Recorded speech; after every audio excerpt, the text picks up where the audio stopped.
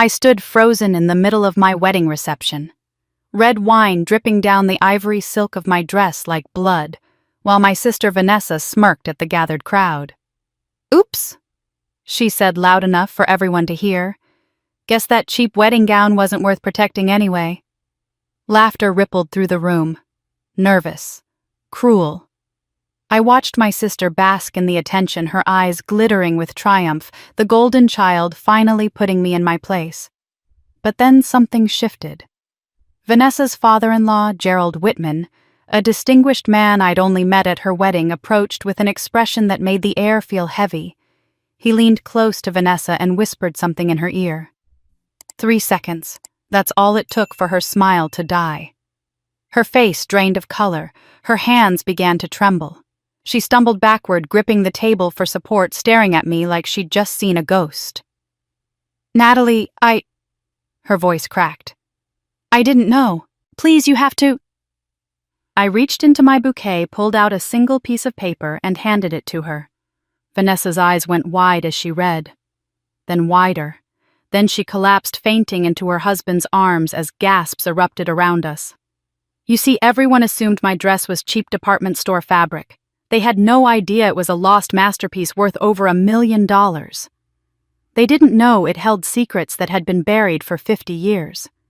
And they certainly didn't know that my Aunt May, the woman who raised me, had spent her final days sewing evidence of a crime into every stitch. My sister thought she was humiliating me. She had no idea she'd just activated a trap 5 decades in the making.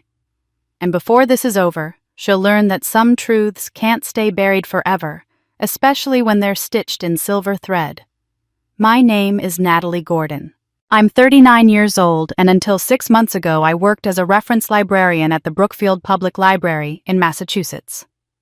Most people who know me would describe me as quiet, dependable, forgettable, the kind of woman who fades into the background of family photos. I spent most of my adult life taking care of other people. My mother when she was sick, my younger sister when she needed money, my Aunt May in her final years. I never expected to be the center of attention at my own wedding. I certainly never expected it to become the beginning of something that would change everything I thought I knew about my family. The ceremony itself had been small and sweet. Daniel, my husband of exactly 2 hours, had chosen a beautiful old church in the heart of New England, all white clapboard and stained glass windows that caught the autumn light just right.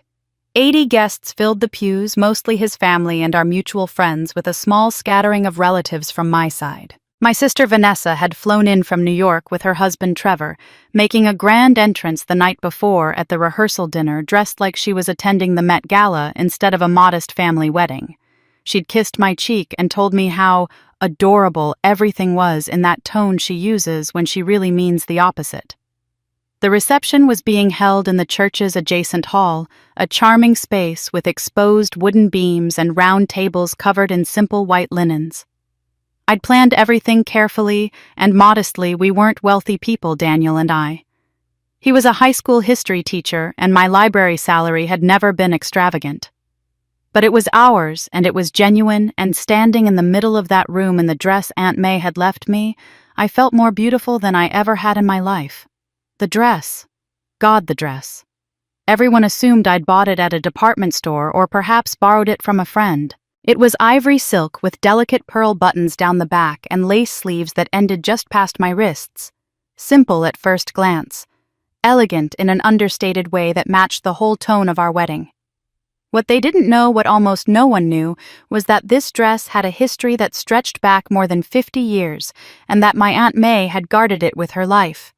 May had been a seamstress, one of the most talented in New England, though she'd worked from a tiny shop that most people walked past without noticing. In her final weeks dying slowly in the hospice bed, I'd sat beside every evening after work. She'd gripped my hand with surprising strength and whispered, "Wear the dress from the trunk, Natalie. When the time comes, wear it and don't be afraid. This dress reveals truth, not just beauty." I'd thought she was being poetic in that way dying people sometimes are offering me something meaningful to remember her by. I had no idea she was giving me a weapon. The toast was supposed to be the highlight of the evening. Daniel's best man had just finished a funny, heartfelt speech that had everyone laughing and wiping their eyes. I was standing near the head table, Daniel's arm around my waist, when I saw Vanessa making her way toward us through the crowd. She was holding a glass of red wine, a deep, rich burgundy that caught the light. She was smiling, but it was the smile I'd learned to recognize over 33 years of sisterhood, the one that meant she was about to do something that would hurt me while looking like an accident. She'd been drinking steadily since the ceremony ended, growing louder and more animated with each glass. I'd watched her laughing too hard at other people's jokes, touching Trevor's arm possessively whenever another woman came near, checking her phone constantly, even though she'd promised to be fully present for my big day. Now she was weaving slightly as she approached, and I felt Daniel tense beside me. "A toast," Vanessa announced, her voice carrying across the room in that way she'd perfected as an influencer, always performing for an audience. "To my big sister Natalie. So practical, so sensible, so—" She paused, and in that pause I saw something flicker in her eyes, something dark and deliberate. Then she stumbled forward, the movement so theatrical it would have been laughable if it weren't so calculated, and the entire glass of wine cascaded down the front of my dress. The room went silent. That awful, breathless silence that happens when everyone knows they've just witnessed something terrible, but they're not sure if they're allowed to react yet. "Oops," Vanessa said, her voice dripping with false concern. "Guess that cheap dress wasn't worth protecting anyway." Nervous laughter rippled through the crowd. Some people looked away embarrassed. Others stared, waiting to see what I would do. I felt Daniel's arm tighten around me, felt him start to step forward, but I touched his hand gently, stopping him. I stood perfectly still and watched the wine soak into the silk. The stains spread like blood across the ivory fabric, seeping into the intricate stitching that May had worked on with her arthritic hands. In the mirror on the far wall, I caught my own reflection, wine-stained, humiliated, the center of attention in the worst possible way. But I didn't cry. I didn't shout. Instead, I heard May's voice again, as clearly as if she were standing beside me. "When the wine spills, the truth will follow." That's when Gerald Whitman moved. I'd only met Gerald twice before, once at Vanessa's wedding to his son Trevor 3 years ago, and once at a stiff family dinner last Christmas. He was 70 years old, distinguished-looking, with silver hair, and the bearing of someone who'd spent his life in museums and galleries.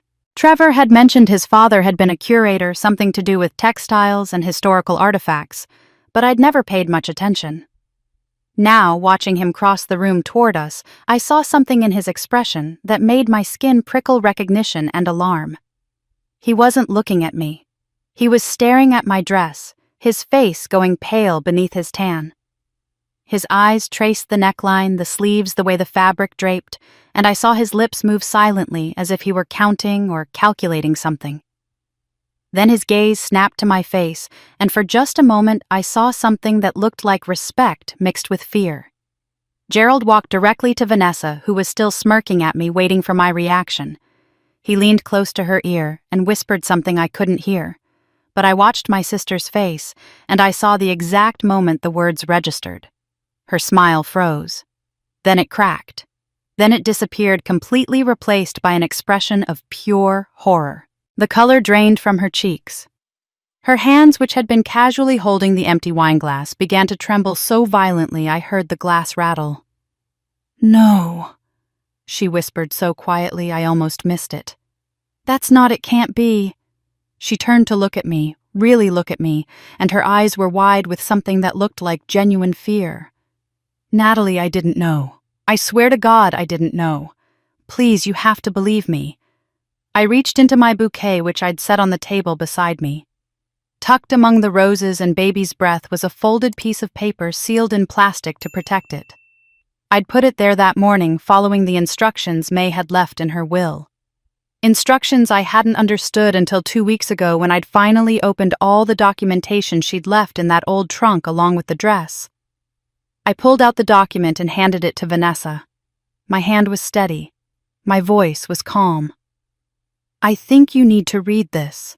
Vanessa's hands shook as she unfolded the paper. I watched her eyes scan the first few lines, then the next. Then she made a sound like all the air had been punched out of her lungs. The paper slipped from her fingers. She stumbled backward, reaching for the table to steady herself, but her legs wouldn't hold her.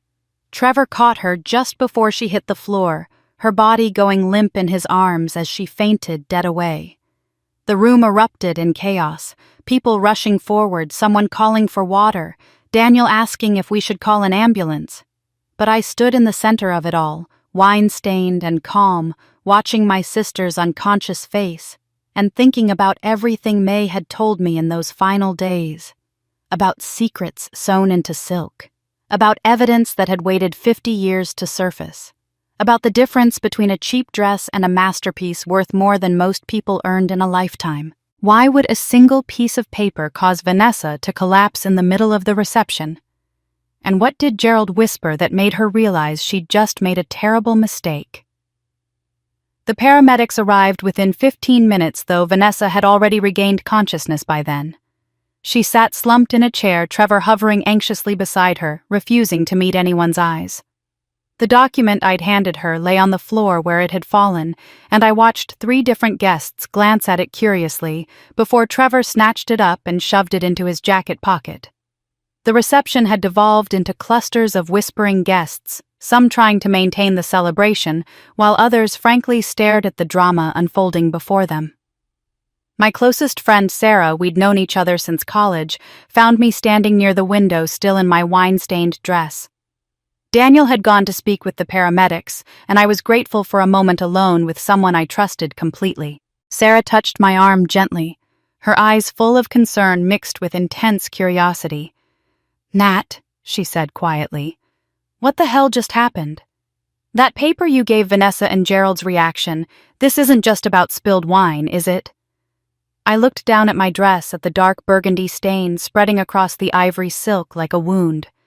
Around us, I could hear fragments of conversation, speculation about family drama and sibling rivalry. Let them think what they wanted. They had no idea what they were really looking at. "This dress," I said, my voice low enough that only Sarah could hear, "isn't what everyone thinks it is. It's called Rhapsody 12. It was designed in 1971 by someone named L. Whitman as part of a collection of 12 dresses.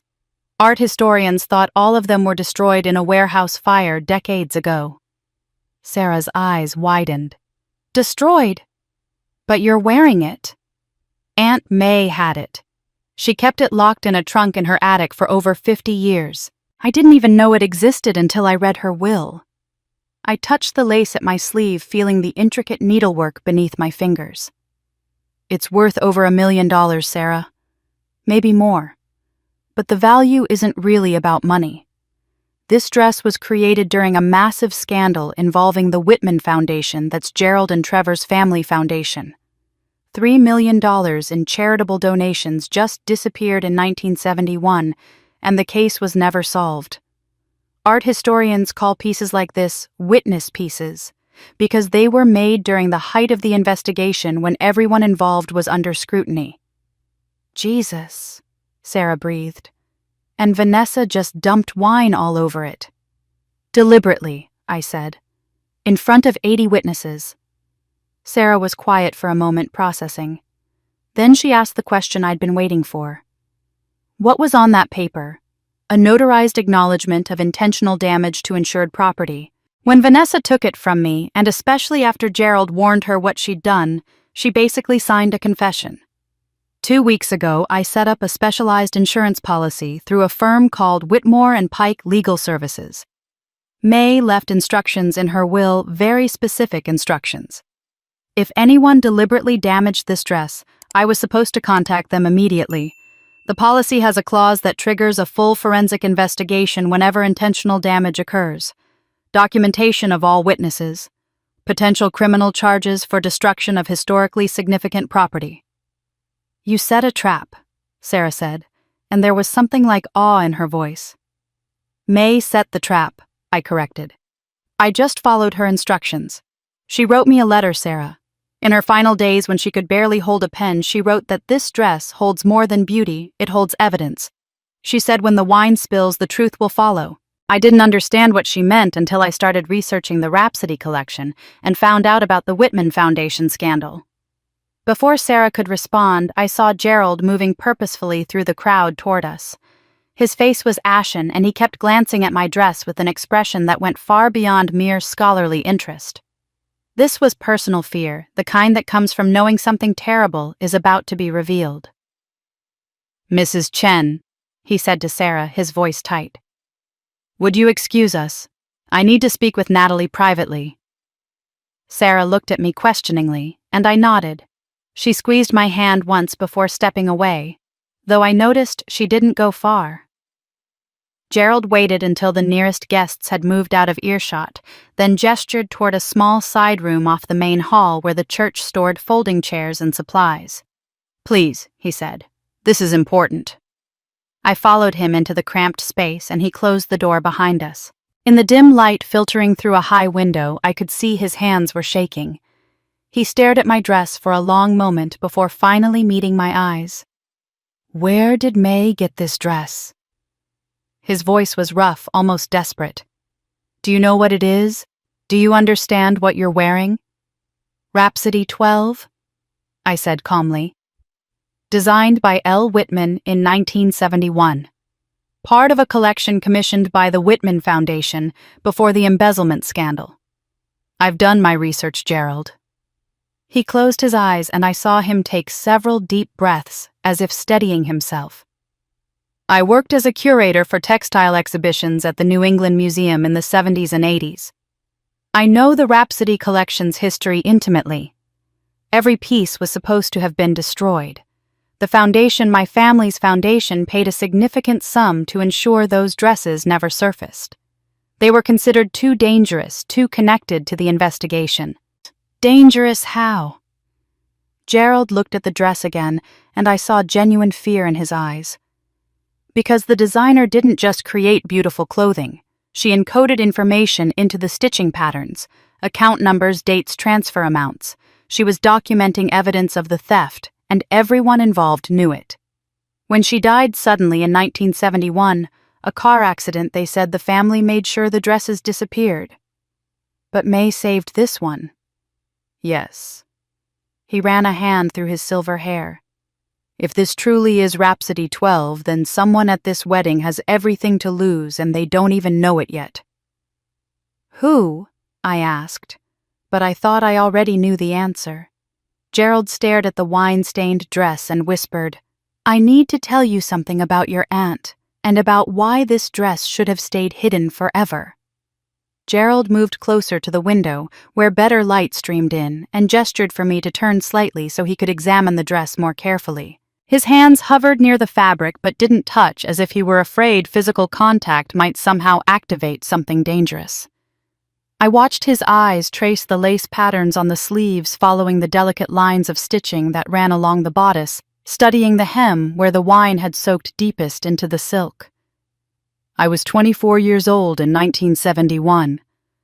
He began, his voice taking on the measured tone of someone recounting a story he'd kept locked away for decades. "Fresh out of graduate school with a degree in art history, specializing in textile preservation.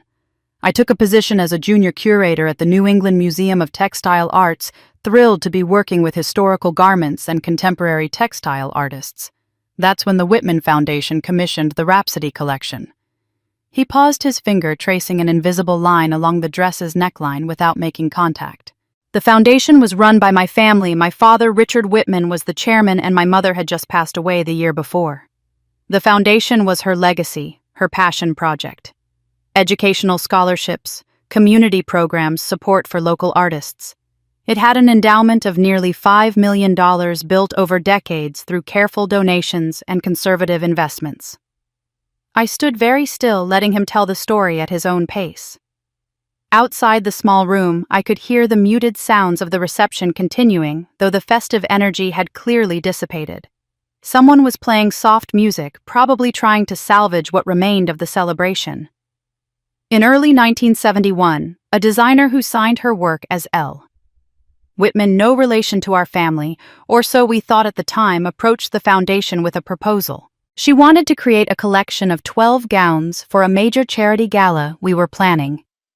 each one a wearable work of art that would be auctioned off to raise additional funds. My father agreed, commissioned the work, and advanced her a significant sum for materials and labor. Gerald's jaw tightened. By March of that year, the foundation's accountants discovered that $3 million had vanished from our accounts. Transfer records, grant approvals, check authorizations, all of it looked legitimate on the surface, but the money was gone, disappeared into offshore accounts that couldn't be traced. And the designer? I asked quietly. L. Whitman delivered all 12 dresses on schedule. They were extraordinary museum-quality work. The gala went ahead as planned in April 1971. A woman named Margaret Lane Whitman, my father's first wife, actually my mother wore Rhapsody 12 that night. It was the last time anyone saw her alive. His voice caught slightly. 3 days later, her car went off a cliff road. The police ruled it an accident, but there were always questions. And then the designer herself vanished. No one could locate her, no one could interview her about the foundation's missing money. It was as if she'd never existed. Gerald finally reached out and touched the hem of my dress, his fingers finding a section where the stitching created an intricate geometric pattern. The whispers started almost immediately.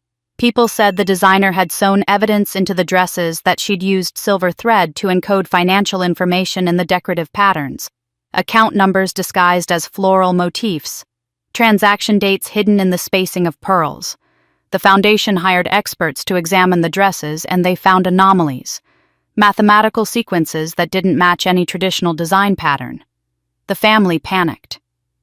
So they destroyed them, I said. They tried. My father paid a substantial sum to acquire all 12 dresses from their various owners and new collectors. He claimed he wanted to donate them to museums, preserve them as examples of important contemporary art. Instead, they were locked in a warehouse, and 2 months later that warehouse burned to the ground. Every dress supposedly destroyed. He looked up at me and his eyes were haunted. But your aunt had this one, which means someone saved it from the fire. Someone who knew what it contained and wanted to preserve the evidence. I thought about May, about her small seamstress shop, and her quiet life, about the way she'd kept so many secrets locked behind her gentle smile. You said my aunt was connected to people who knew the truth. She must have been. The designer, the original Margaret Whitman, someone in the investigation, I don't know who, but May was protecting something. Or someone. Gerald's hand trembled as he withdrew it from the dress. For decades, people have been looking for these dresses, offering money, lots of it, to anyone who might have saved one. Not to preserve them, Natalie, but to destroy them. Because if the encoding is real, if those financial records can be extracted from the stitching, then whoever took that $3 million could still be identified and prosecuted. There's no statute of limitations on fraud of that magnitude. A chill ran down my spine despite the warmth of the room. Someone at this wedding, I said slowly, would have known what this dress really was. Yes. Gerald met my eyes and I saw something shift in his expression. The professional distance of a curator fell away, replaced by something far more personal. He reached out and touched my shoulder, the gesture oddly tender. You have your mother's eyes, he said softly. Sarah was a remarkable woman. I froze. I hadn't mentioned my mother's name. Not to Gerald, not in any conversation we'd ever had. My mother had been Sarah Gordon, and she'd died 8 years ago after a long illness. How could Gerald possibly know her name, let alone what she looked like? He must have seen the shock on my face because he quickly added, If my daughter-in-law knew you were wearing this particular dress, she would never have dared touch it. Someone is going to come asking questions, and when they do, please, be careful who you trust. Your daughter-in-law? I managed to say. You mean Vanessa? But she didn't know what this dress was. Her reaction when you told her, not Vanessa? Gerald interrupted, and there was real fear in his voice now. My stepson Trevor's mother. My father's second wife. The woman who took control of the Whitman Foundation after Margaret died and has run it ever since. Her name is Elaine. He pulled a business card from his wallet, one of those plain white cards with nothing but a phone number printed on it. He turned it over and wrote something on the back with a pen he retrieved from his jacket pocket, his handwriting shaky but legible. Then he pressed the card into my palm, closing my fingers around it. "Call me before you talk to anyone else about this dress," he said urgently. "There are things you need to know, things about your aunt, about the foundation, about—" He stopped himself, looking almost physically pained. "I think I might be your father." Before I could process those impossible words, before I could ask any of the 1,000 questions suddenly flooding my mind, Gerald opened the door and slipped back out into the reception hall, leaving me alone with a wine-stained dress worth over $1 million and a business card that had just turned my entire understanding of my own life upside down. I stood in that small storage room for several minutes after Gerald left, staring at the business card in my hand, trying to make sense of the words he'd written on the back. The sounds of the reception filtered through the door, but they felt distant, as if I were underwater. My father. Gerald thought he might be my father. But I'd never had a father, not really. The man my mother married, William Gordon, had left when Vanessa was 5 and I was 11. I barely remembered him, a quiet, restless man who worked construction jobs and drank too much. He'd given us his name and not much else, and when he walked out, my mother never spoke of him again except to say we were better off. I thought about Vanessa at 5 years old, crying for a daddy who wasn't coming back. I thought about myself at 11, suddenly responsible for making sure there was food in the house and that my baby sister got to kindergarten on time. My mother, Sarah, had been a secretary at a real estate office, and her salary barely covered rent and utilities. I'd learned early how to stretch a dollar, how to make mac and cheese interesting 5 different ways, how to be invisible so my mother wouldn't worry about me on top of everything else. Vanessa had been beautiful even as a child, with glossy dark hair and enormous eyes that made strangers stop my mother in the grocery store to comment on how pretty her daughter was. They rarely seemed to notice me standing right there, skinny and serious in hand-me-down clothes, pushing the cart. I'd told myself it didn't matter. Pretty was just genetic luck. It didn't mean anything about who you were inside. But it had mattered to my mother. I could see that now, looking back with adult eyes. Sarah had always lit up when Vanessa entered a room, always made sure Vanessa had nice clothes and opportunities for dance lessons or art classes, even when money was impossibly tight. When I'd gotten a full scholarship to community college and worked 2 jobs to pay for my living expenses, my mother had been proud but unsurprised. "You'll always land on your feet, Natalie," she'd said. "You're a survivor." When Vanessa had wanted to go to a 4-year university to study marketing, my mother had asked me to help with tuition. I'd done it without complaint, taking on extra shifts at the library and the coffee shop, sleeping 4 hours a night for 2 years. After my mother died in 2015, the lawyer reading her will had handed me an envelope with my name on it, along with the small inheritance she'd left me. Vanessa had received 3 times as much, and the note tucked inside her envelope read, "Natalie will always be fine, she's stronger than all of us." I'd sat in that lawyer's office trying not to cry, trying not to feel the sting of being loved less because I'd been competent and dependable. I'd never told Vanessa what that note said. What would have been the point? By then, Vanessa was already building her social media presence, posting carefully curated photos of her beautiful apartment, her trendy clothes, her glamorous life as a lifestyle influencer in New York. She had 180,000 followers who hung on her recommendations for skincare products and vacation destinations. From the outside, she looked wildly successful. I'd been happy for her, or tried to be. She'd always been meant for that kind of life. I thought the spotlight, the attention, the validation of strangers telling her she was special. I hadn't known about the debt, about the boutique she'd opened with investor money 2 years ago, convinced she could translate her online following into retail success, about how spectacularly it had failed, leaving her owing over $200,000 to people who were getting increasingly impatient for repayment. She'd never told me, never asked for help. We'd drifted apart over the years, our phone calls growing shorter and less frequent, our relationship reduced to birthday texts and obligatory holiday visits. When I'd invited her to be in my wedding, I'd hoped it might bring us closer again. Instead, she'd arrived with that brittle brightness I'd learned to recognize, that manic energy that meant she was performing happiness rather than feeling it. I'd watched her drink too much at the rehearsal dinner, watched her compare her designer dress to my simple off-the-rack outfit, watched her post endless Instagram stories about the quaint, New England setting as if she were documenting a trip to a petting zoo rather than her sister's wedding. The wine spill hadn't been impulsive. I understood that now. The way she'd approached with that glass, the theatrical stumble, the cruel comment about my cheap dress, it had all been planned. But planned by whom and why? A soft knock on the door pulled me from my thoughts. I shoved Gerald's business card into the small pocket I'd asked May to sew into the dress's seam, then opened the door to find Trevor standing there. He looked terrible, his face pale and drawn, his tie loosened and his jacket rumpled. He glanced over his shoulder as if checking to make sure no one was watching, then stepped into the small room with me. "Natalie, I'm so sorry," he said immediately, his voice low and urgent. "I should have stopped her. I knew something was wrong. I knew she was planning something, but I couldn't." He ran a hand through his hair, making it stand up in stressed peaks. 2 days ago, I saw text messages on her phone. She'd left it on the bathroom counter while she was in the shower.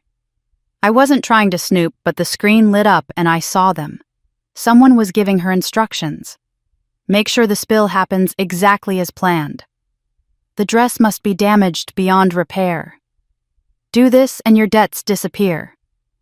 My stomach dropped. Someone paid her to ruin my dress. I confronted her about it. I told her whatever they were asking her to do, she couldn't do it. I said the dress was more important than she knew, that my father had mentioned something about historical textiles and legal complications. But she just laughed at me. She said I was being paranoid, that the texts were about a marketing stunt for her social media, some kind of staged drama for content. Trevor's voice cracked slightly. "I should have pushed harder. I should have called you or told my father or done something other than just let it go. But confrontation has never been my strong suit, and Vanessa was so angry when I questioned her that I backed down. I always back down." He pulled a manila folder from inside his jacket, slightly bent from being pressed against his body. The tab was labeled in neat handwriting, "Rhapsody Project." "I found this in my father's study 6 months ago when I was looking for some estate documents. I wasn't supposed to see it. I think he'd forgotten it was even there, buried under years of other papers. When I read it, I didn't understand most of it, but I knew it had something to do with the Whitman Foundation scandal from before I was born. After I saw those texts on Vanessa's phone, I went back and read it again more carefully." He pressed the folder into my hands. "This is why I tried to stop her, and why someone wanted that dress destroyed." I took the folder from Trevor's hands, feeling its weight, both physical and metaphorical. He looked at me with such desperate guilt that I almost felt sorry for him, but sympathy would have to wait. There were more immediate concerns, starting with the document that Vanessa had signed before collapsing. "Trevor," I said carefully, "that paper I gave Vanessa, do you still have it? The one she dropped." He patted his jacket pocket reflexively. "Yes, I picked it up. I didn't want anyone else reading it." "Natalie, what exactly did you give her?" "A legal document. I need it back." He hesitated, then pulled the folded paper from his pocket and handed it to me. I smoothed it out, checking that Vanessa's signature was still clearly visible at the bottom, along with the date and time I'd written in before the ceremony. The notary's seal was embossed in the corner, official and irreversible. The document read, "Acknowledgement of intentional damage to insured property. I, Vanessa Gordon, hereby acknowledge that on this date, I deliberately and with full knowledge damaged a fine arts textile piece known as Rhapsody 12, currently insured under policy number WT47821 with Whitmore & Pike specialty coverage for the appraised value of $1.2 million. I understand that this action constitutes willful destruction of historically significant property, and that I accept full legal responsibility for forensic investigation. Potential criminal charges under Massachusetts General Laws, Chapter 266. Section 127 and civil liability for replacement value or restoration costs, as determined by certified appraisers. I sign this document of my own free will and with full understanding of its contents. Trevor read over my shoulder, and I heard him inhale sharply. She signed this. Vanessa actually signed this. She did, right before Gerald told her what the dress really was. I folded the document and tucked it into my pocket alongside Gerald's business card. In her panic, she probably thought it was just a damage waiver, something to acknowledge the spill happened. She didn't read it carefully. "This is a confession," Trevor said, his voice barely above a whisper. "This is legally binding evidence that she did it on purpose." "Yes," I met his eyes. "Aunt May taught me something years ago, back when I was dealing with a problem at the library. A coworker who was stealing rare books and then claiming they'd been misfiled. May said the best way to get justice isn't to accuse someone and hope you can prove it. The best way is to make the guilty party sign their own confession without realizing it. Justice works best when the criminal hands you the evidence." Trevor looked like he might be sick. "You planned this. You knew she was going to spill wine on your dress, and you let it happen." "I prepared for the possibility," I corrected. "2 weeks ago, I went to considerable trouble to set things up properly. I had the dress professionally appraised and photographed by a certified fine arts assessor. I videotaped myself that morning wearing it in perfect condition with clear footage of every detail, every stitch, the pristine ivory silk. I had 3 witnesses. Sarah Daniels' mother and the woman who did my hair sign notarized affidavits stating they'd seen the dress in flawless condition before the ceremony. I took out a specialized insurance policy through Whitmore and Pike Specialty Coverage, and I specifically told the agent that intentional damage was a possibility given the dress's history and value." "Why would you do all that unless you knew?" Trevor asked. "I thought about that phone call 2 weeks ago, Vanessa's voice carrying from my bathroom where she'd gone to take what she'd said was an important business call. She'd left her phone on my kitchen counter when she came out, and it had rung while she was getting her coat." I'd glanced at the screen, seen an unknown number, and then the voicemail notification had popped up. I shouldn't have listened. It was an invasion of privacy, the kind of thing the old Natalie would never have done. But something in my gut told me to pick up that phone and play the message. The voice had been female, older, with the kind of crisp authority that comes from decades of getting exactly what you want. "Vanessa, this is your final instruction. During the toast at your sister's wedding, you will spill red wine on her dress. Make it look accidental. Stumble, apologize, play the embarrassed sister. The dress must be damaged beyond repair. Do this exactly as I've outlined, and I will personally ensure your debts are cleared within 48 hours. Fail, and I will make certain those investors pursue legal action. You have one chance to get this right." I'd stood in my kitchen, Vanessa's phone in my hand, listening to that message 3 times. I could have confronted my sister right then. I could have demanded to know who was threatening her and why. I could have called off the wedding or hidden the dress or done any number of things to prevent what was clearly a planned attack. Instead, I deleted the message, put the phone back exactly where Vanessa had left it, and started making calls of my own. I overheard something. I told Trevor now, keeping my explanation vague. Enough to know that someone wanted my dress destroyed and was using Vanessa to do it. I could have stopped it, but then I would never have known who was really behind it or why. The insurance policy I purchased has a specific clause if damage is determined to be intentional rather than accidental. The company automatically refers the case for criminal investigation. Whitmore and Pike has a reputation in the art world. They don't settle. They don't make quiet agreements. They investigate thoroughly, they document everything, and they press charges whenever possible. If the dress is valuable enough and crosses state lines, federal agencies get involved. Trevor had gone even paler. "Federal agencies? You mean the FBI?" "Potentially, yes. Art fraud, destruction of cultural property, conspiracy. These are serious charges when you're talking about $1 million piece with historical significance." I pulled out my phone and checked the time. The reception had been going on for nearly 2 hours now, though it felt like days. The trap wasn't just for Vanessa Trevor. It was for whoever put her up to this, whoever sent those text messages you saw, whoever promised to clear her debts in exchange for destroying evidence. Evidence. Trevor repeated, looking down at the folder he'd given me. The dress isn't just valuable because it's beautiful or rare. It actually contains proof of the embezzlement. That's what Gerald suggested. Financial records encoded in the stitching. I thought about May's careful hands working by lamplight in her small shop, keeping this dress safe for over 50 years. What had she known? What had she been protecting? Sarah appeared at the door of the small room, slightly out of breath. "Natalie, there you are. I've been looking everywhere. Are you okay? People are starting to ask questions and Vanessa's refusing to talk to anyone." She stopped when she saw Trevor, then looked between us. "What's going on?" "Sarah, I need to ask you something," I said. "Did you know I was going to let Vanessa spill wine on my dress?" My friend's face went carefully blank in that way it did when she was deciding how honest to be. Finally, she said, "I suspected. You were too calm, too prepared. When you asked me to sign that affidavit about the dress's condition this morning, and when you made sure the videographer got footage of you getting ready, I wondered. Then when it actually happened and you just stood there like you'd been expecting it." She paused. "Did you know for certain?"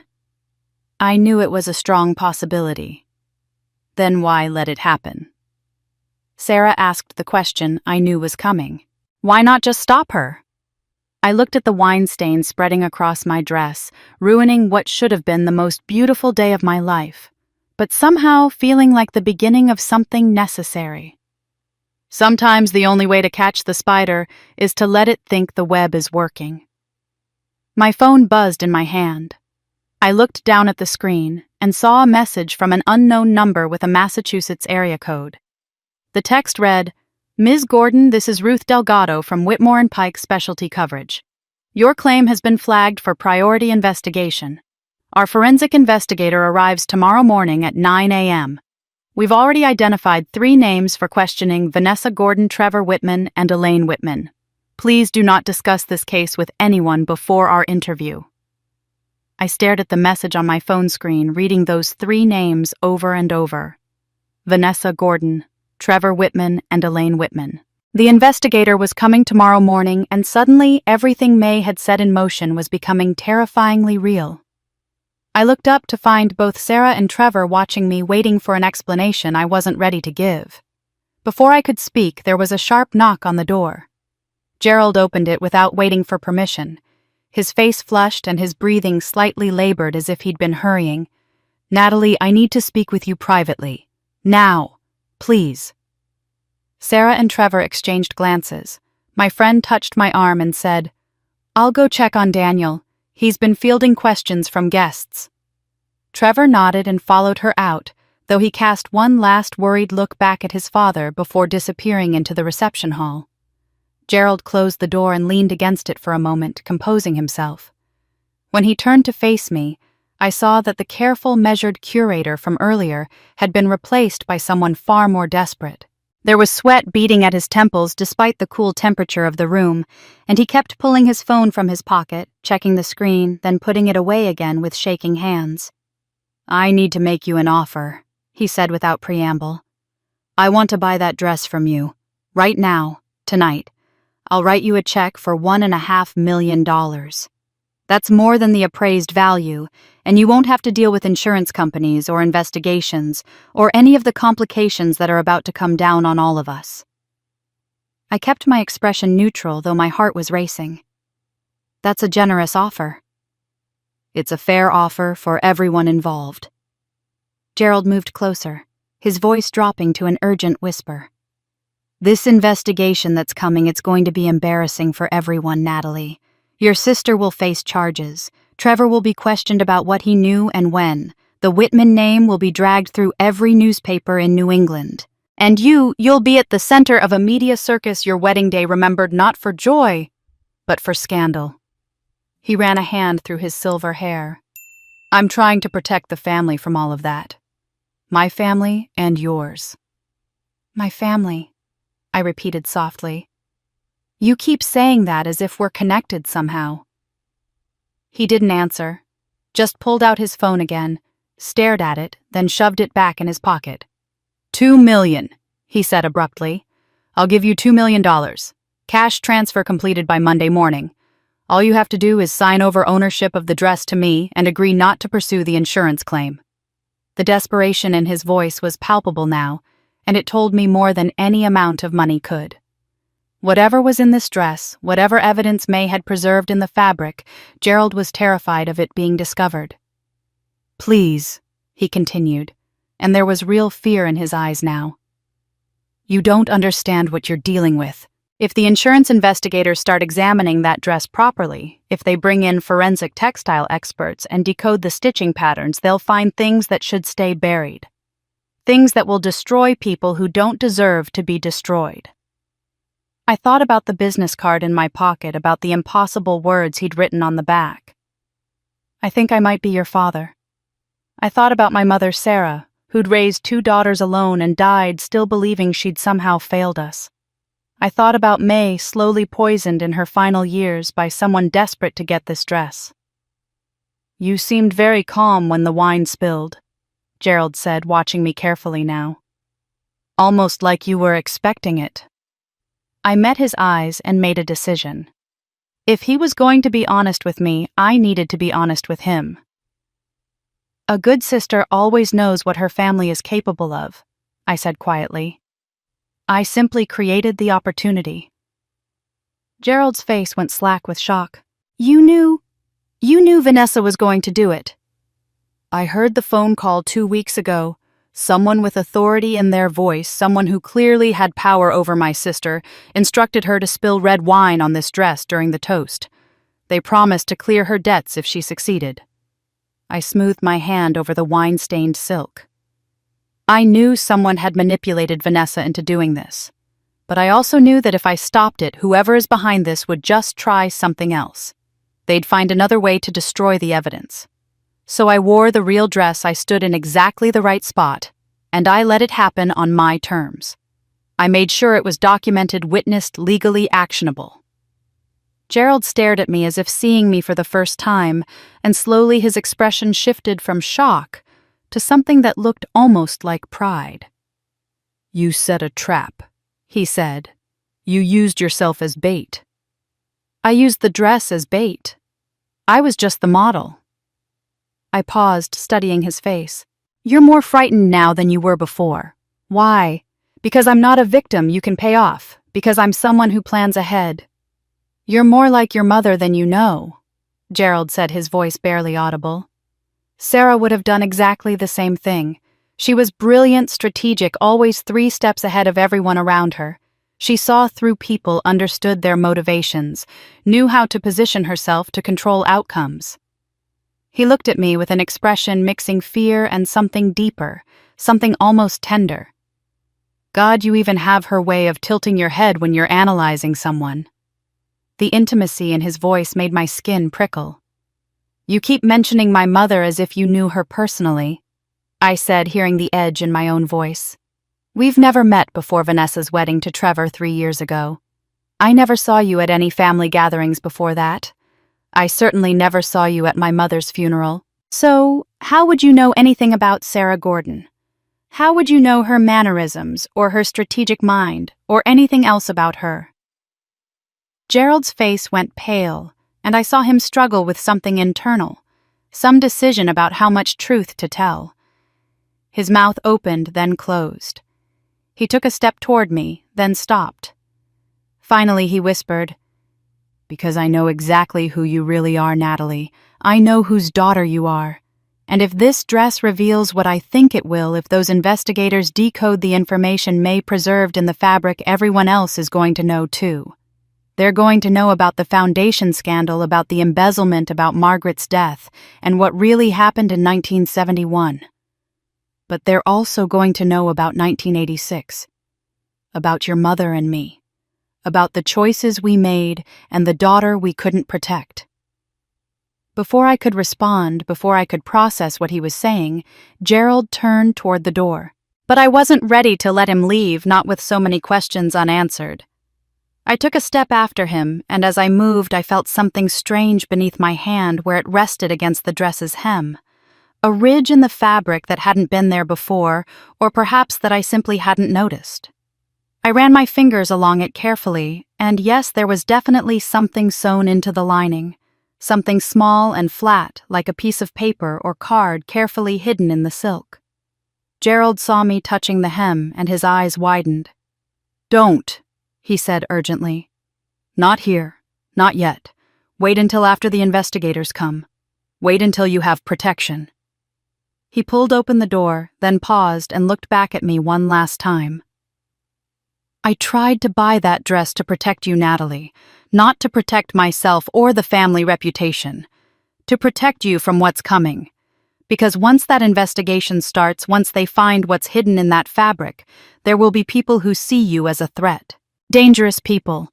People who have spent 50 years keeping secrets buried, and they won't hesitate to bury you alongside them." The reception ended shortly after 10 o'clock, with guests departing in awkward clusters, whispering about the drama they'd witnessed. Daniel and I checked into a small hotel near the church, the honeymoon suite we'd booked weeks ago, now feeling surreal given everything that had happened. He held me for a long time without speaking, sensing that I needed silence more than comfort, then finally kissed my forehead and said he was going to take a shower. The moment I heard the bathroom door close, I carefully removed the wine-stained dress and laid it across the bed.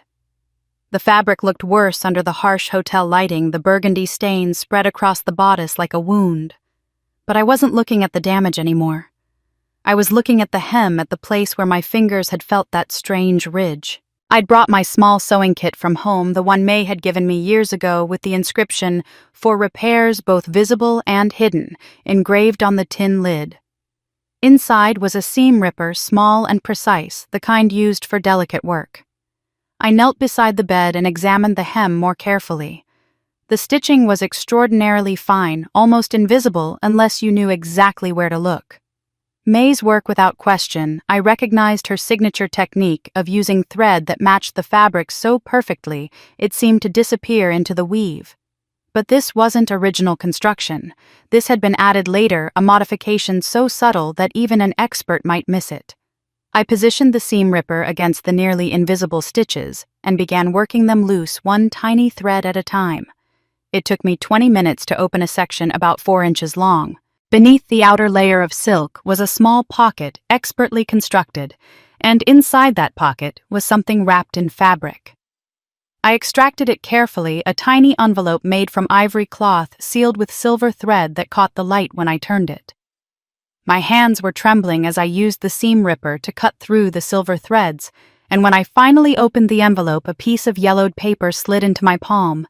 The document was old, the paper brittle at the edges, and slightly discolored with age. Across the top, printed in the formal typeface of official documents from the 1970s, were the words, "Whitman Foundation, Charitable Trust Authorization of Funds Transfer." The date read March 15, 1971. Below that, a description, "Transfer of $850,000 from Foundation Operating Account to Cayman International Holdings Account, number 847-2956B, for purposes of educational grant distribution as authorized by Board of Trustees." 2 signatures appeared at the bottom. The first read, G. Whitman, in a shaky, uncertain hand, the signature of someone young and uncomfortable with the authority they were claiming. The second signature was bold and confident, E. Porter Whitman, Executive Director. Below the official document in handwriting I recognized immediately as May's was a note written in pencil. The letters faded but still legible. Gerald was forced. Elaine chose.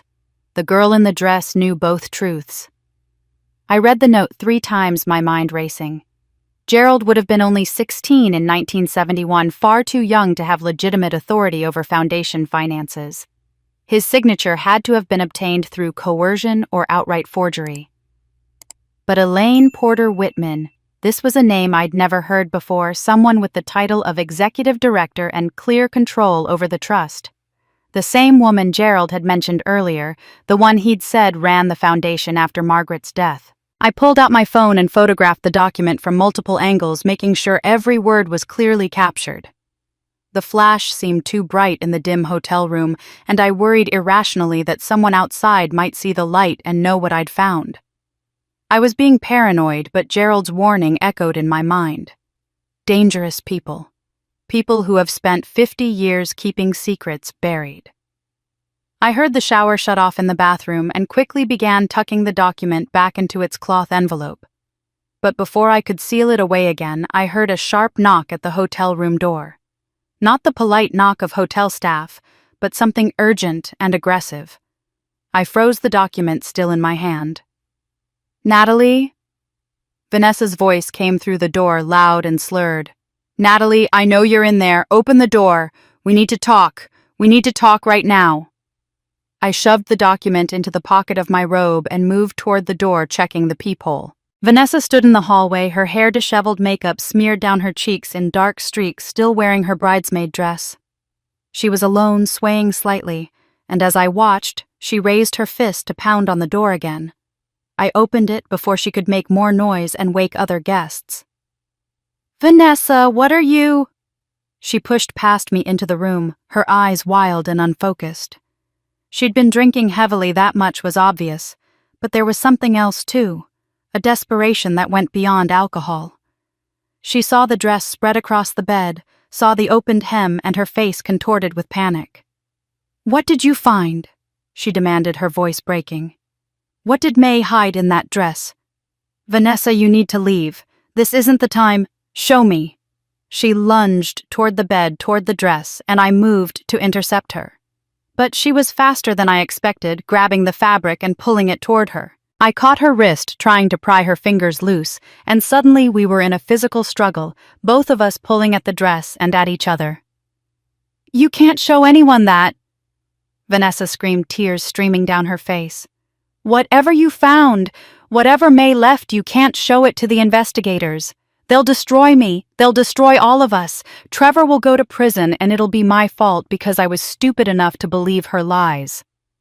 I shoved her backward hard enough that she stumbled and fell against the hotel room wall. The document slipped from my robe pocket and landed on the carpet between us. We both stared at it, and I saw recognition flash across her face, even though she couldn't possibly read it from that distance. "She showed you something," I said, my voice cold and controlled despite the adrenaline flooding my system.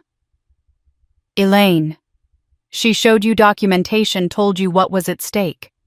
That's why you were so terrified after you spilled the wine. That's why you fainted when Gerald whispered in your ear. You knew this dress contained evidence of something, didn't you?" Vanessa's face crumpled, all her beauty dissolving into raw anguish. She slid down the wall until she was sitting on the floor, her expensive dress pooling around her like a discarded costume. "I didn't know what it was," she sobbed. "I swear I didn't know exactly what. She just said the dress was dangerous, that it contained information that could destroy the Whitman family and anyone connected to them. She said if I didn't spill the wine and ruin it, she'd make sure Trevor was charged with fraud for work he did for his law firm.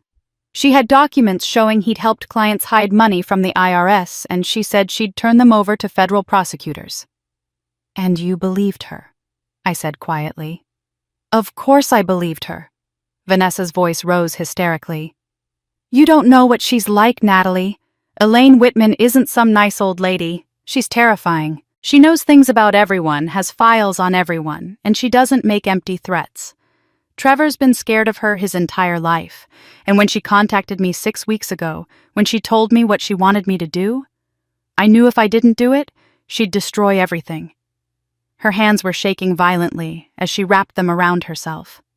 But that wasn't even the worst part. The worst part was what she promised me if I succeeded. I picked up the document from the floor and held it carefully. "What did she promise you?" Through her tears, Vanessa whispered, "She said if I didn't spill the wine, she'd send Trevor to prison for fraud, and she'd make sure I lost everything, including you."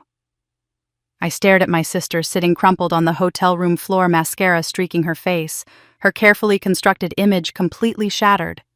Part of me wanted to comfort her, to pull her into my arms the way I had when we were children, and she'd wake from nightmares. But another part of me, the part that had spent the entire evening being humiliated in front of 80 guests, needed to understand exactly how deep this betrayal went. "Start at the beginning," I said, sitting down on the edge of the bed, still holding the yellowed document. "Tell me everything." Vanessa wiped her face with the back of her hand, smearing her makeup even worse. 6 weeks ago, I got a text message from an unknown number. It came at 3 in the morning, and I almost didn't look at it, but then my phone kept buzzing with attachments coming through. Her voice was hoarse from crying. The message said, "Your husband helped his clients hide $5 million from the IRS. I have proof. Do exactly as I say, or I send everything to federal prosecutors." Then there were photos Trevor at his desk signing documents, meeting with clients I recognized from news articles about tax fraud cases. And there were copies of emails, memos, things that looked so damning I couldn't breathe. I thought about Trevor's guilty face at the reception, the way he'd known something terrible was coming, but hadn't been able to stop it. Were the documents real? "I don't know," Vanessa said miserably. "They looked real. The signatures looked like Trevor's handwriting. But Trevor swears he never did anything illegal, that he just provided standard legal counsel within the bounds of the law. Either someone fabricated incredibly convincing forgeries, or Trevor's been lying to me for years, and I honestly don't know which is worse." She pulled her knees up to her chest, making herself small. The texts kept coming after that. Instructions. Specific things I had to do. I had to start calling you more often, had to act interested in your wedding planning, had to volunteer to be a bridesmaid even though we both know we haven't been close in years. "You were gathering information," I said quietly, "about the dress." "I didn't know it was about the dress at first. The messages just told me to get closer to you, to find out details about the wedding, to report back on what you were wearing and where you were getting it from. Then 3 weeks ago, the tone changed. The messages became more urgent. Find out everything about her wedding dress. Where did she get it? Who made it? Is it old or new? I tried to ask you. Casually, remember? At that lunch we had when you showed me your final alterations." I did remember. Vanessa had seemed unusually interested in the dress, asking questions about where it came from, whether it was vintage, if it had any history. I'd thought she was just being sisterly, taking an interest in my wedding. "What did you tell them?" "That your Aunt May had left it to you, that it was old and beautiful, and you said it was special, but you didn't know much about its history." After I sent that information, there was silence for almost a week. Then the final instructions came. Vanessa's voice dropped to barely a whisper. "At the reception, during the toast spill, red wine on her dress. Make it look accidental, but make sure the damage is severe and irreversible. Do this exactly as instructed, and I'll destroy all evidence against Trevor.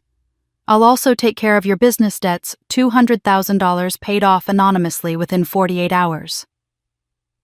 The bathroom door opened, and Daniel emerged in his pajamas, his hair still wet from the shower. He took one look at Vanessa on the floor, and me holding the old document, and his expression shifted from surprise to quiet understanding. "I'll give you two some privacy," he said, grabbing his phone and hotel room key. "I'll be in the lobby if you need me." He kissed the top of my head as he passed a gesture of support that made my throat tighten with gratitude. After he left, Vanessa continued. "The messages were all signed E.W. At first I thought it might be Emma Wu, this woman who invested in my boutique and lost money when it failed. She'd been angry, threatened to sue me, so it seemed possible she'd want revenge. But 2 days before your wedding, I received a message that made everything clear. It said, 'This is Elaine Whitman. Trevor is my stepson, but that won't save him if you disobey me.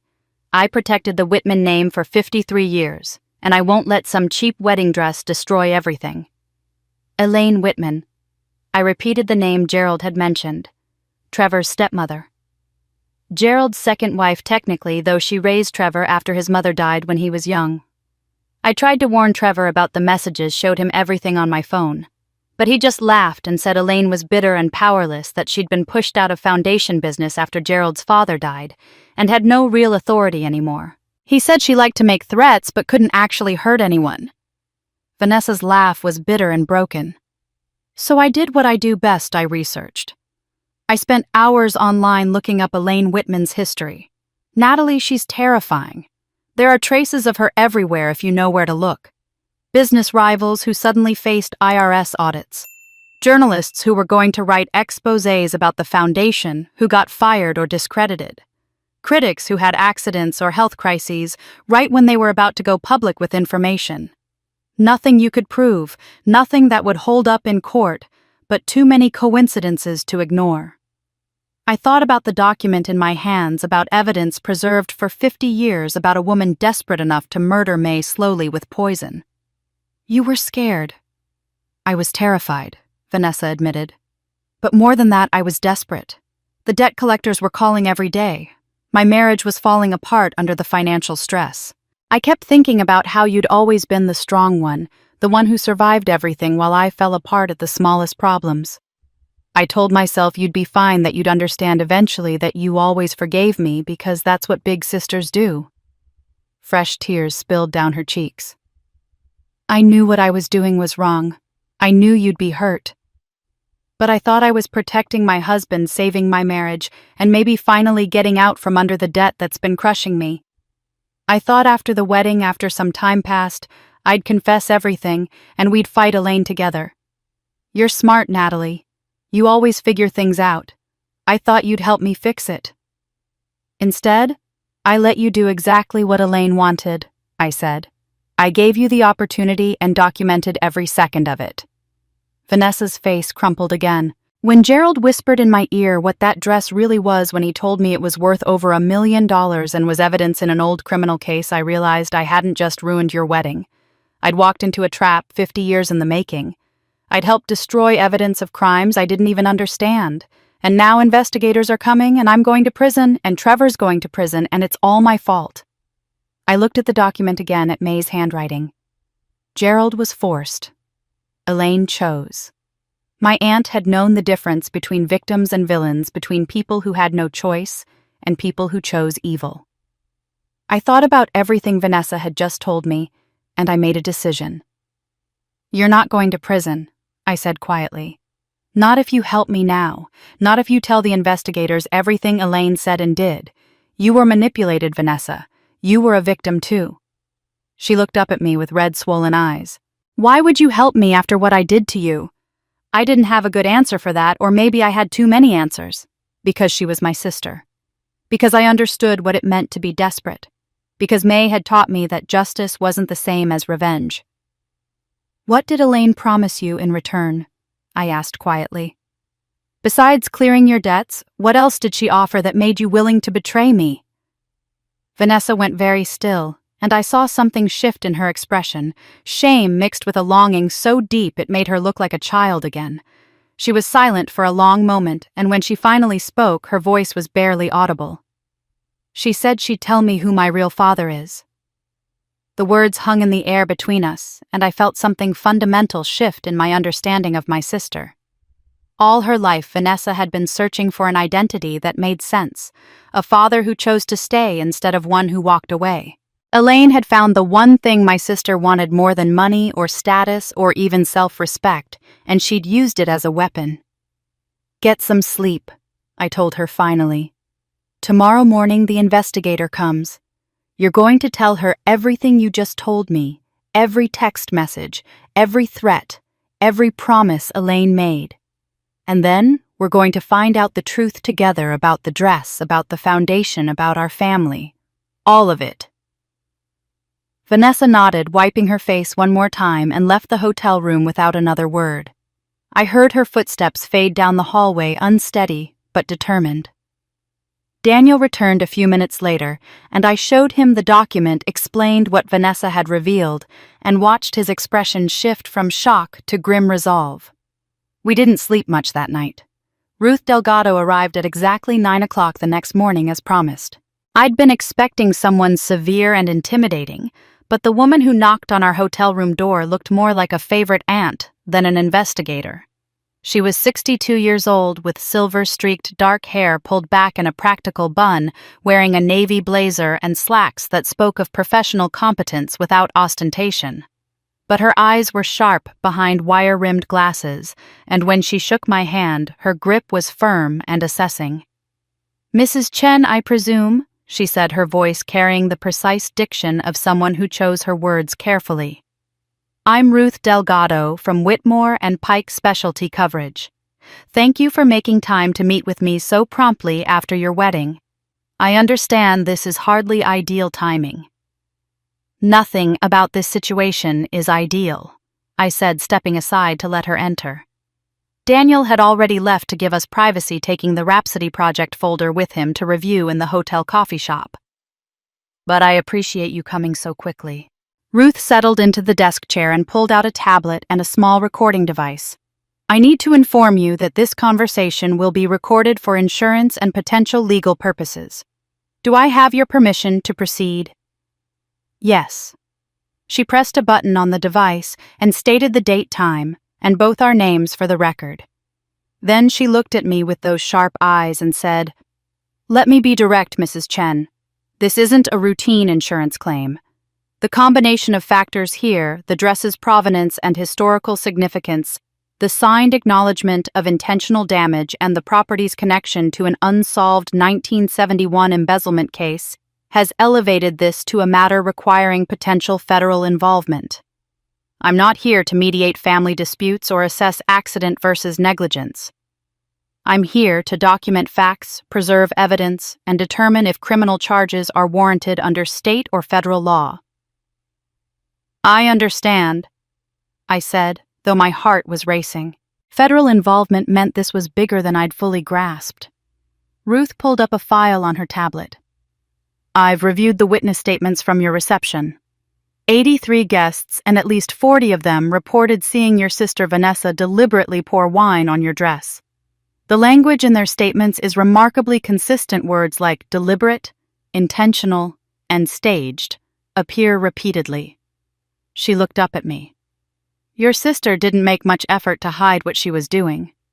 She was following instructions," I said, then explained Vanessa's confession from the night before the blackmail texts, Elaine Whitman's threats. Ruth listened without interrupting, taking notes on her tablet with quick, efficient movements. When I finished, she asked, "Do you have documentation of these text messages?" "Vanessa has them on her phone. She's prepared to show them to you." "Good. I'll need to speak with her separately." Ruth scrolled through her notes, and I saw her pause on something. "One name keeps appearing in the witness statements, Gerald Whitman. He was the one who first reacted to your dress, correct? The one who whispered to your sister and caused her to faint." "Yes, he's Vanessa's father-in-law, married to her husband Trevor." "Gerald Whitman," Ruth repeated, and I caught something in her tone. Recognition, perhaps, or old memory surfacing.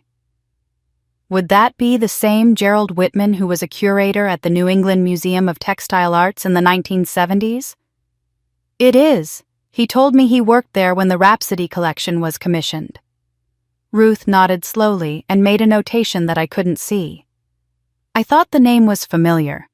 I worked as a forensic accountant for the Massachusetts Attorney General's office in the 1990s.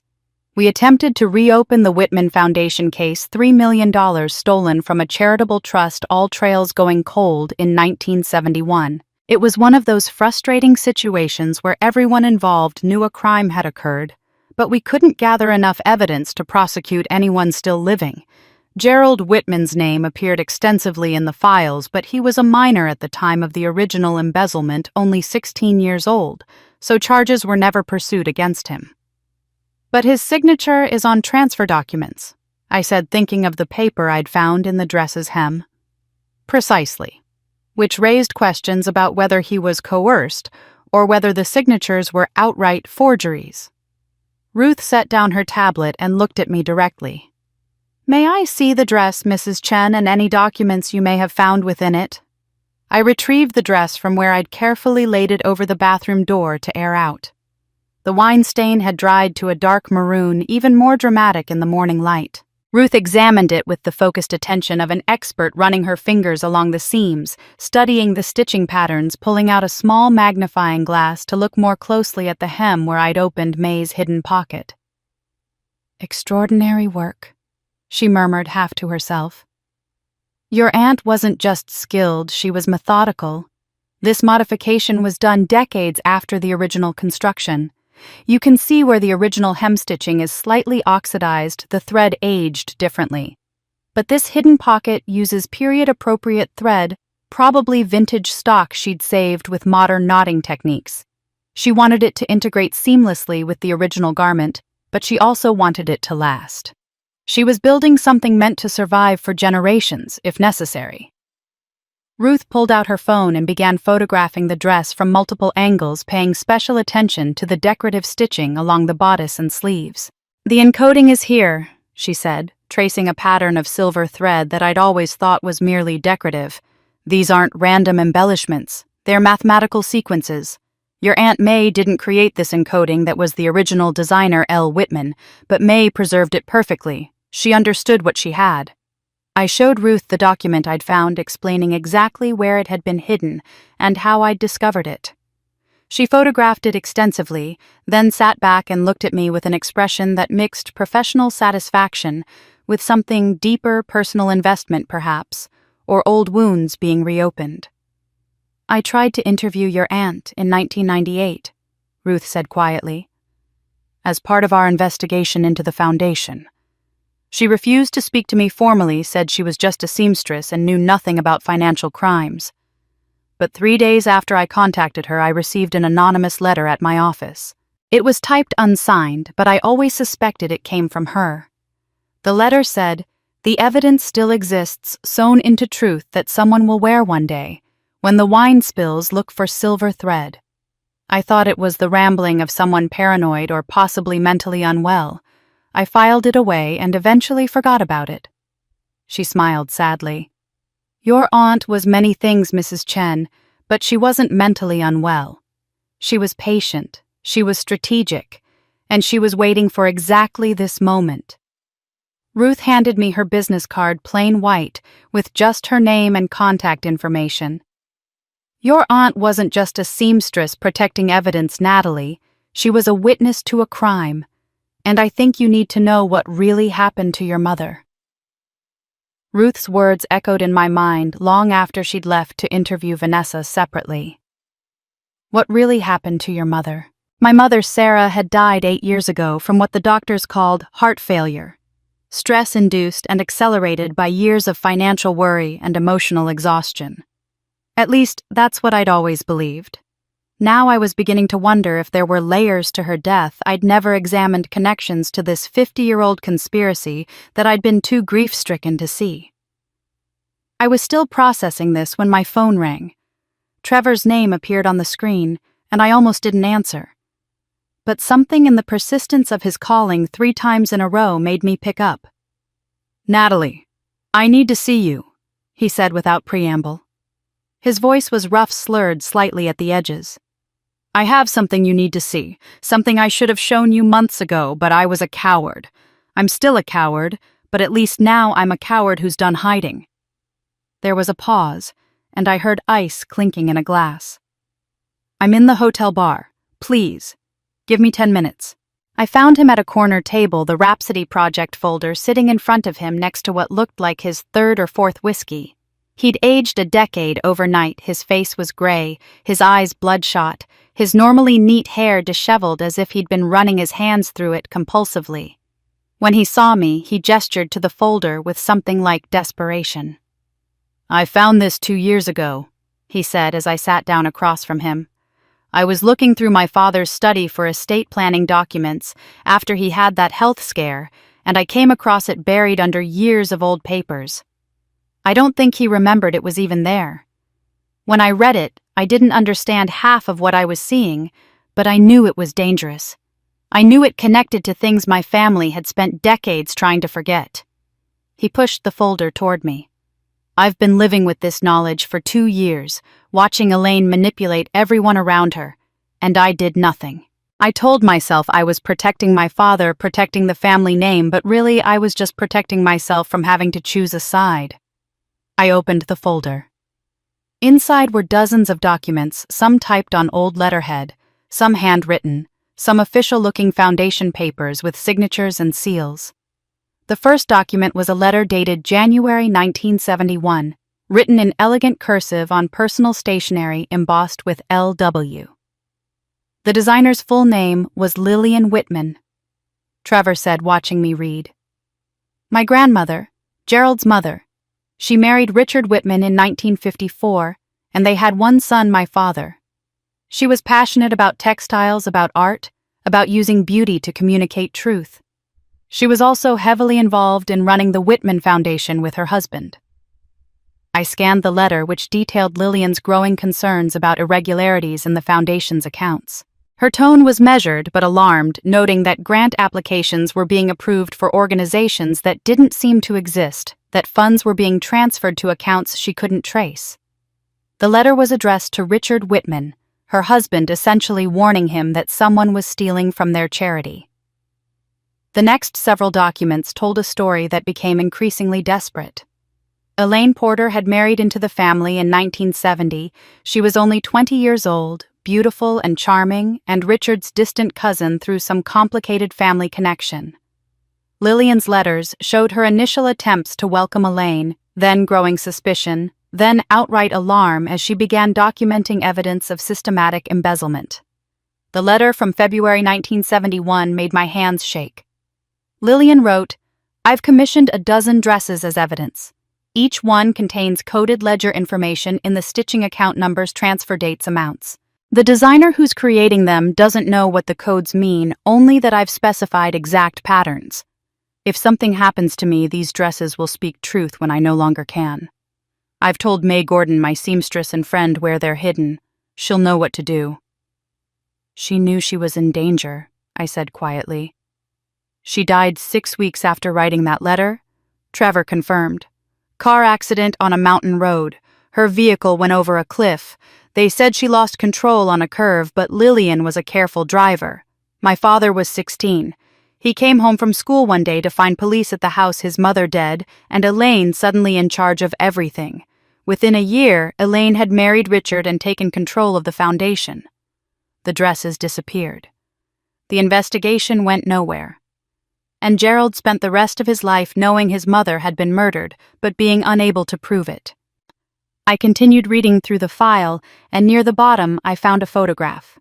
It was slightly faded but still clear, showing a young man I recognized as Gerald, standing next to a woman who made my breath catch. My mother. Sarah. She was younger than I'd ever seen her in photos, maybe 30 years old, wearing jeans and a simple sweater, her hair longer than she'd worn it in my memory. Gerald's arm was around her shoulders, and they were both smiling at each other with an intimacy that couldn't be mistaken for anything but love. They stood in front of a storefront I recognized, May's seamstress shop, the sign visible behind them.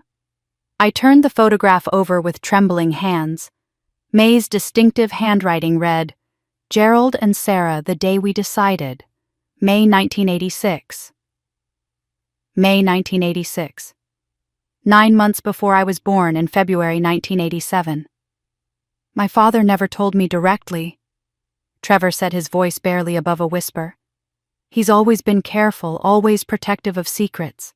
But last year, when he was in the hospital recovering from pneumonia, they had him on some strong pain medications, and he got confused. He thought I was someone else, maybe his own father. He started talking about his regrets about the daughter he never got to raise." Trevor met my eyes. He said, "I have a daughter I never got to raise. She has Sarah's eyes and her grandmother's hands. If something happens to me, make sure Natalie knows she wasn't abandoned. She was protected."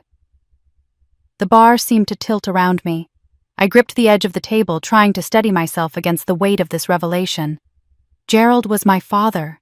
The man who'd tried to buy the dress, who'd warned me about danger, who'd looked at me with that mixture of fear and tenderness. He was my father. "There's one more thing," Trevor said. He flipped to the last page in the folder, and I saw it was a pre-printed form from a genetic testing laboratory.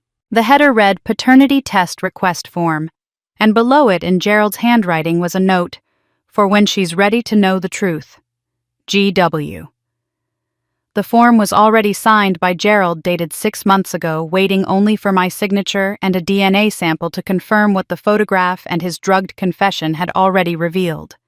He'd been preparing for this moment, knowing that eventually the truth would surface, wanting to give me the choice of whether to pursue it officially. I sat in the hotel bar holding a photograph of my parents, because that's what they were. I realized with a shock that went bone deep and felt the foundations of my identity shifting beneath me. Gerald Whitman was my father. Sarah Gordon had loved him enough to protect his secret for 39 years. And May had been the keeper of all these truths, stitching them into fabric and waiting for the right moment to reveal them. Trevor ordered another drink, though he barely touched it. "I need to tell you about Elaine," he said. "Not the version she presents to the world, the elegant philanthropist, the guardian of the Whitman legacy. The real Elaine. The one who's been destroying people for half a century." Ruth had returned from interviewing Vanessa and joined us at the table, bringing with her a laptop and several files of her own. She'd been building a profile of Elaine Whitman for years, she explained, ever since the 1990s investigation that had gone nowhere. Now, with Trevor's files and Vanessa's testimony, the picture was finally becoming complete. Elaine Porter was born in 1950 to a middle-class family in Connecticut. Ruth began pulling up documents on her screen. Intelligent, beautiful, ambitious, and utterly without conscience. She was 20 years old when she met Richard Whitman at a charity gala in Boston. He was 60, recently widowed after Lillian's death, grieving and vulnerable. Elaine saw an opportunity and seized it. Within 6 months, they were married. Within a year, she had complete control over the foundation's finances. Trevor leaned forward, his voice bitter. "My grandfather Richard wasn't stupid, but he was trusting. He believed in people's goodness. Elaine exploited that. She convinced him that she wanted to honor Lillian's memory by expanding the foundation's work, and he gave her the authority to do it." Ruth clicked through several scanned documents showing grant approvals, fund transfers, and organizational registrations.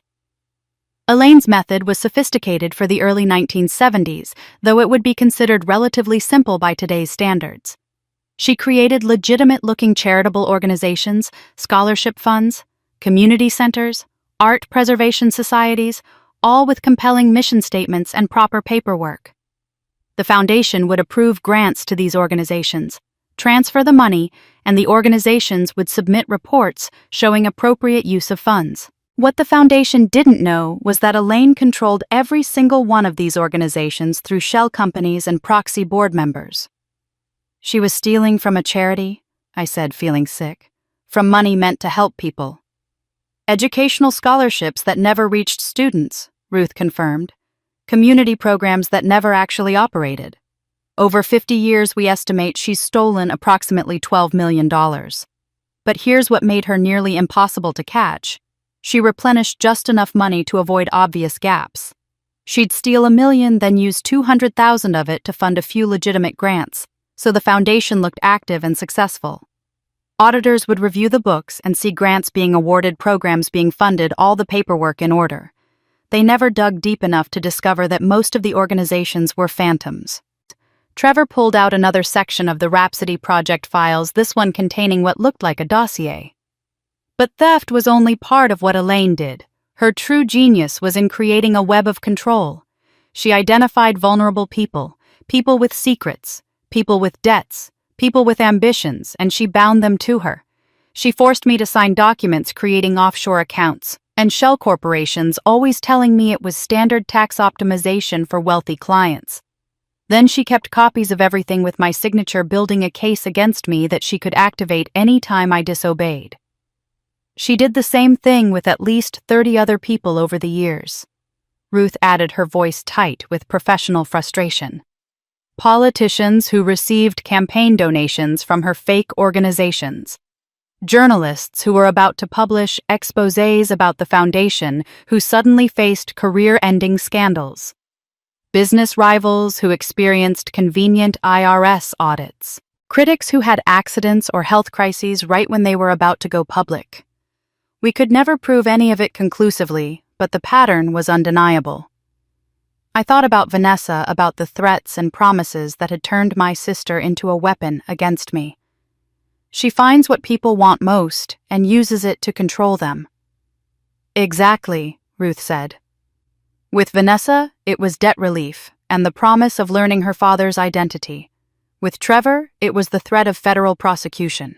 With your father, she caught herself acknowledging the relationship openly. Now, with Gerald, it was threats against you.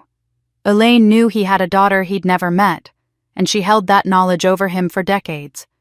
If he ever spoke up about what he knew regarding his mother's death or the Foundation's corruption, she'd destroy you. Trevor's hands were shaking as he reached for his drink. I've watched her operate my entire life. She raised me after my mother died when I was young. She was always kind to me, always supportive, but I saw what she did to others who crossed her. There was a foundation board member when I was in college who started asking questions about grant distributions. He had a heart attack 3 weeks later. The doctor said it was natural stress-induced, but I remember Elaine visiting him in the hospital, sitting by his bed with this smile that never reached her eyes. After he recovered, he resigned from the board and never spoke about the foundation again. The Rhapsody dresses represent Elaine's greatest fear, Ruth said, bringing up an image of what looked like textile analysis. When Lillian Whitman commissioned them in 1970 and 1971, she used a technique of encoding financial data into the decorative stitching, account numbers disguised as floral patterns, transfer dates hidden in the spacing of pearls and beads, transaction amounts represented by the number of stitches in specific sequences. Lillian essentially created 12 wearable ledgers, each one containing fragments of evidence documenting Elaine's theft. After Lillian died, Elaine spent decades hunting them down, Trevor continued. She'd hire private investigators to track the dresses' ownership, then buy them through intermediaries, always paying far more than they were worth. She destroyed 11 of them, burned them, shredded them, made absolutely certain they couldn't be reconstructed. Only one escaped Rhapsody 12. May Gordon saved it the night Lillian died and kept it hidden for 53 years. Ruth pulled up what looked like a forensic textile report. If we can fully decode the stitching patterns on your dress, Natalie, we'll have documented evidence of the original embezzlement. More than that, we'll have a starting point to unravel everything Elaine has built on top of those initial crimes. 50 years of fraud, blackmail, and manipulation, all connected to that first theft. She reached for her phone, her expression darkening. There's something else you need to hear. I received a voicemail last night around midnight. The number was blocked, but I had it traced this morning. It came from a phone registered to a law firm that handles Elaine Whitman's personal legal affairs. Ruth pressed play, and a woman's voice filled the space between us, cultured cold, each word precisely enunciated. Ms. Delgado, this is Elaine Whitman. You seem determined to destroy a respectable family over old fabric and ancient history. I wonder if you've done your due diligence on the woman you're championing. Perhaps you should ask Natalie Gordon about her mother's suicide before you make her into a hero. Some families have more secrets than others, and not all of them reflect well on the people involved. I trust you'll make the right decision about how to proceed with this investigation. The message ended, and I sat frozen, my mother's name hanging in the air like an accusation. Suicide. Elaine had said suicide, not heart failure. And suddenly I was remembering things I'd pushed away 8 years ago, the way my mother's doctor had seemed uncomfortable when explaining her death, the way May had looked at me with such profound sadness when I'd asked if Mom had been in pain at the end. Your mother didn't die of heart failure, Ruth said gently. Did she? I couldn't answer Ruth's question, not there in the hotel bar with Trevor watching and the weight of Elaine's threat pressing down on me. Instead, I excused myself and drove to May's old shop, the building that had been closed since her death but which I couldn't bring myself to sell. I still had the key on my ring, a small brass one that May had pressed into my palm during one of my last visits to the hospice, whispering, When you need answers, go to the back office behind the filing cabinet. The shop smelled of dust and old fabric, that particular scent of a place where someone's life work had come to an end. May's sewing machines still sat on their tables covered with sheets. Bolts of fabric lined the walls. Her measuring tape hung on a hook by the door exactly where she'd left it. I walked through the front room and into the small back office where she'd done her bookkeeping and kept her private papers. The filing cabinet was exactly where it had always been, a battered metal thing from the 1960s that May had bought secondhand when she first opened the shop. I'd searched through it after her death, finding tax records and client files and invoices all neatly organized in her precise handwriting. But I hadn't known about the false panel at the back of the bottom drawer. I pulled the drawer completely out, setting it on the floor, and saw what May had meant. The back panel of the cabinet wasn't flush with the wall. There was a gap of about 3 inches. I reached in and felt along the metal until my fingers found a small latch. When I pressed it, a section of the panel swung open on hidden hinges, revealing a space that had been invisible from the outside. Inside was a manila envelope, thick with contents addressed in May's handwriting, "To Natalie, open when the wine spills." My hands shook as I opened it. Inside was a letter several pages long, written on May's personal stationery with the small violet border she'd always loved. The handwriting was shaky, some words barely legible, the script of someone whose hands were failing them. The date at the top read, January 2022, 6 months before May died in June. "My darling girl," it began, and I heard May's voice so clearly I almost looked up expecting to see her standing there. "If you're reading this, it means you wore the dress and someone took the bait. I'm sorry I couldn't tell you while alive. Elaine was watching too closely, always calling, always asking about you, always wanting to know if I'd mentioned old times or old dresses. I couldn't risk her knowing what I'd planned. Everything I did to protect you, Sarah, and the truth. The dress you wore isn't just fabric, it's justice waiting to happen." The letter went on to explain what I'd already begun to piece together: how May had saved Rhapsody 12 the night Lillian Whitman died, how she'd kept it hidden for 53 years, adding the evidence to the hem decades later when she realized Elaine would never stop looking for it. But then May's writing became more urgent. The letters pressed harder into the paper. In March of last year, I went to the hospital. I'd been feeling weak, nauseated, confused. The doctors said it was just age, that I should expect these things at 84. But I've always been healthy, Natalie, and I knew something was wrong. I paid for additional blood work myself. Toxicology screening, the doctors said, was unnecessary. The results came back showing elevated arsenic levels in my blood. Attached to the letter with a paperclip were copies of lab results, the numbers circled in red ink. I didn't need medical training to understand what they meant. The arsenic levels were far above what could be explained by environmental exposure. May's diary was there too, a small leather-bound book I recognized from her bedside table at hospice. I'd thought it was just a journal of her final thoughts, something private I shouldn't read. Now I opened it and found entries that made my blood run cold. February 15th, 2021. Elaine visited today, brought homemade strawberry jam. Said she'd been thinking about old times, about Lillian and the dresses. Asked if I still had any of Lillian's work. I said no, everything was lost in the warehouse fire. She smiled, but her eyes were hard. April 3rd, 2021. Another visit.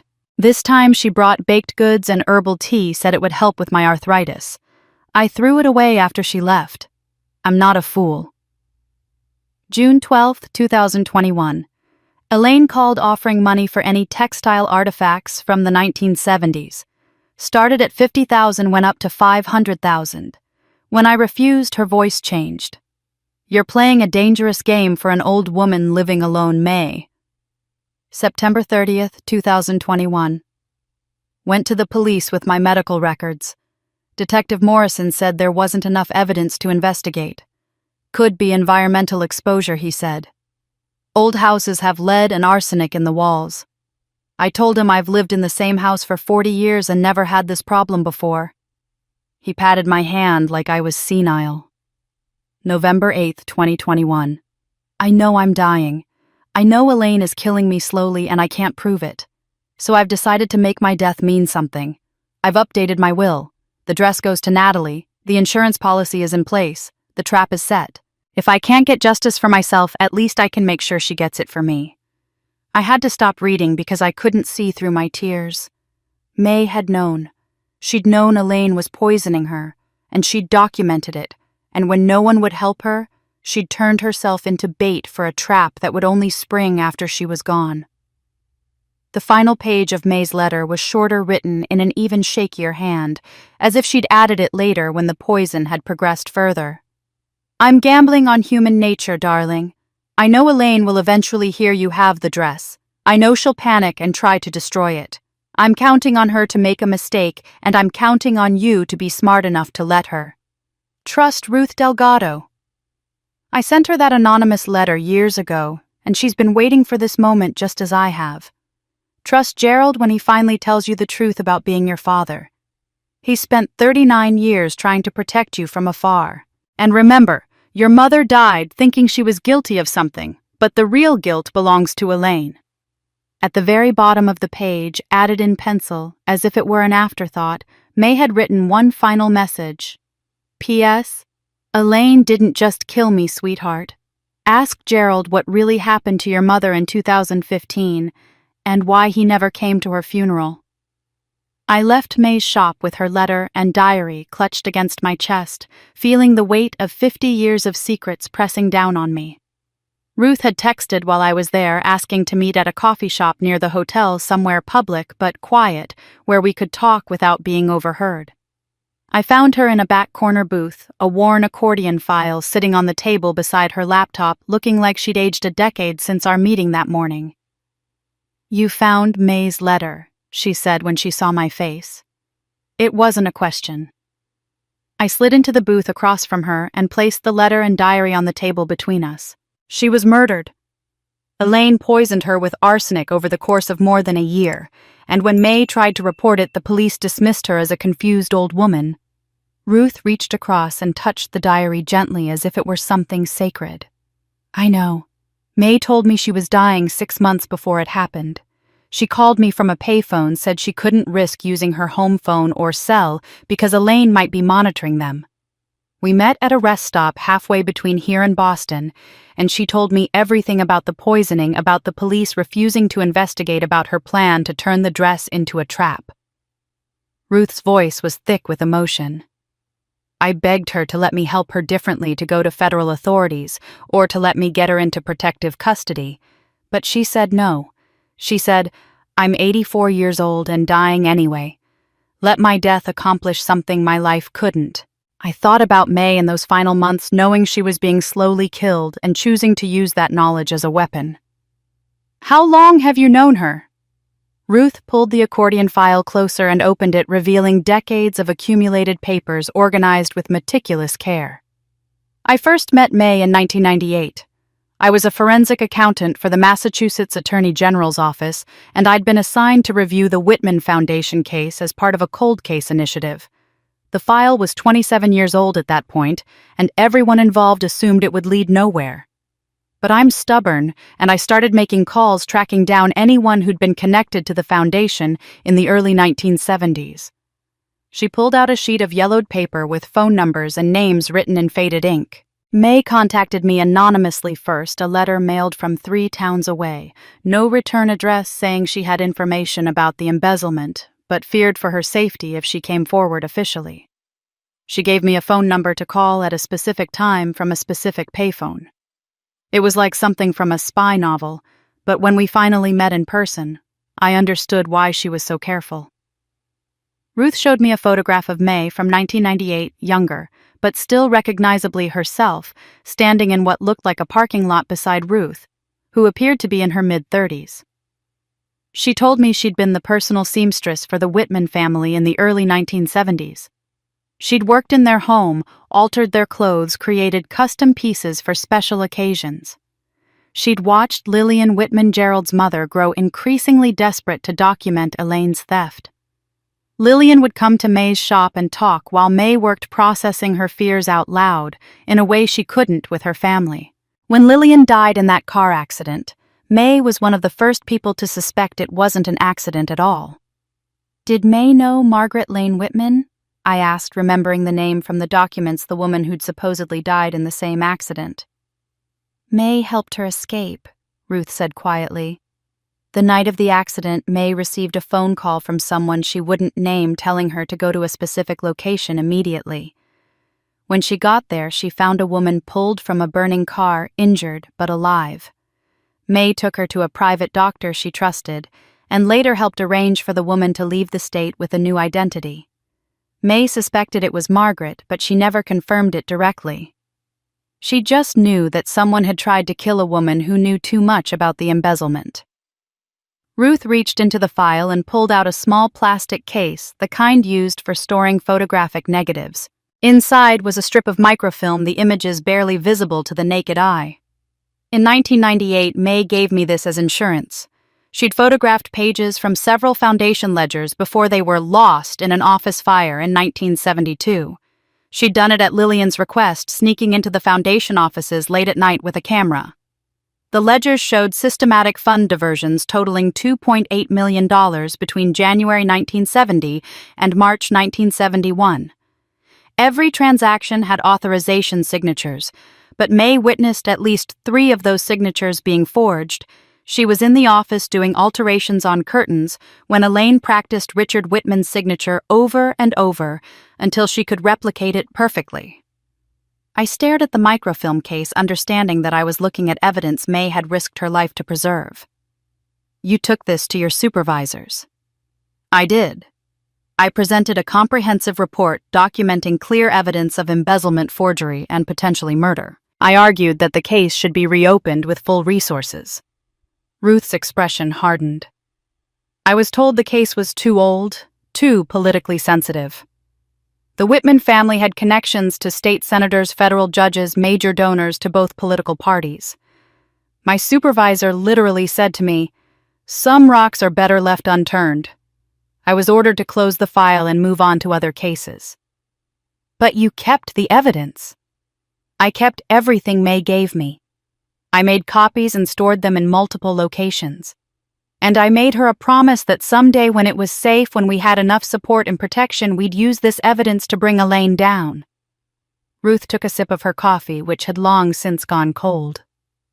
"May told me, someday someone will be brave enough to stand in the light with this truth. We just have to keep it safe until then. I think she always knew that person would be you." "Why me?" I asked, though I thought I already knew the answer. Ruth looked at me with the steady gaze of someone delivering a truth that would change everything. "Your aunt wasn't just preserving evidence, Natalie.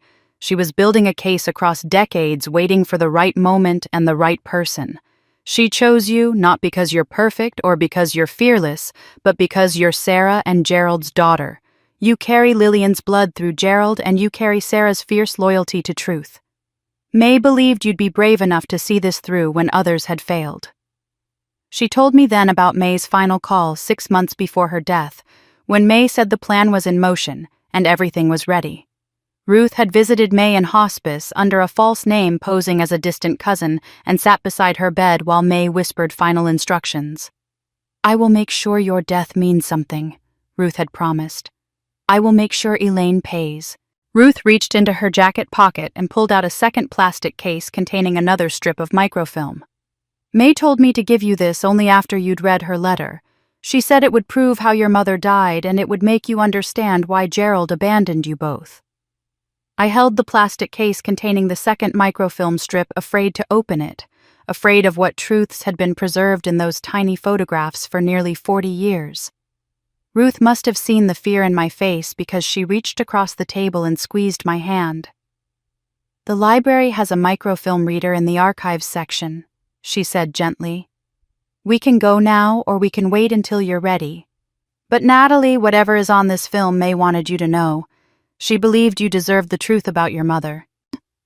We drove to the Brookfield Public Library, where I'd worked for 15 years, and the irony wasn't lost on me that I was about to discover the secrets of my own family's history in the same building where I'd helped countless patrons research theirs. The head archivist, an older woman named Helen, who'd always been kind to me, set us up in the private research room without asking questions, though I saw concern in her eyes when she looked at my face. Ruth loaded the microfilm into the reader with practiced efficiency, and suddenly the screen filled with documents I recognized: employment records from the Whitman Foundation, the letterhead familiar from the papers in Trevor's Rhapsody project file. She scrolled slowly, letting me read each page as it appeared. The first document was a job application dated September 1985 for Sarah Mitchell, my mother's maiden name. She'd applied for an administrative assistant position, and her qualifications were modest high school diploma, secretarial certificate from a community college, 3 years of experience in office management. At the bottom of the application, someone had written in blue ink, "Hired per G. Whitman recommendation, start date, October 1st, 1985. The next several pages were performance reviews spanning from 1985 to early 1987. Each one praised Sarah's attention to detail, her discretion with sensitive information, her initiative in organizing filing systems, and improving office efficiency. Gerald's signature appeared as the reviewing supervisor on most of them, and I could see in the comments a growing warmth and respect that went beyond professional evaluation. Sarah demonstrates exceptional capability, and Sarah has become invaluable to Foundation operations. And finally dated January 1987.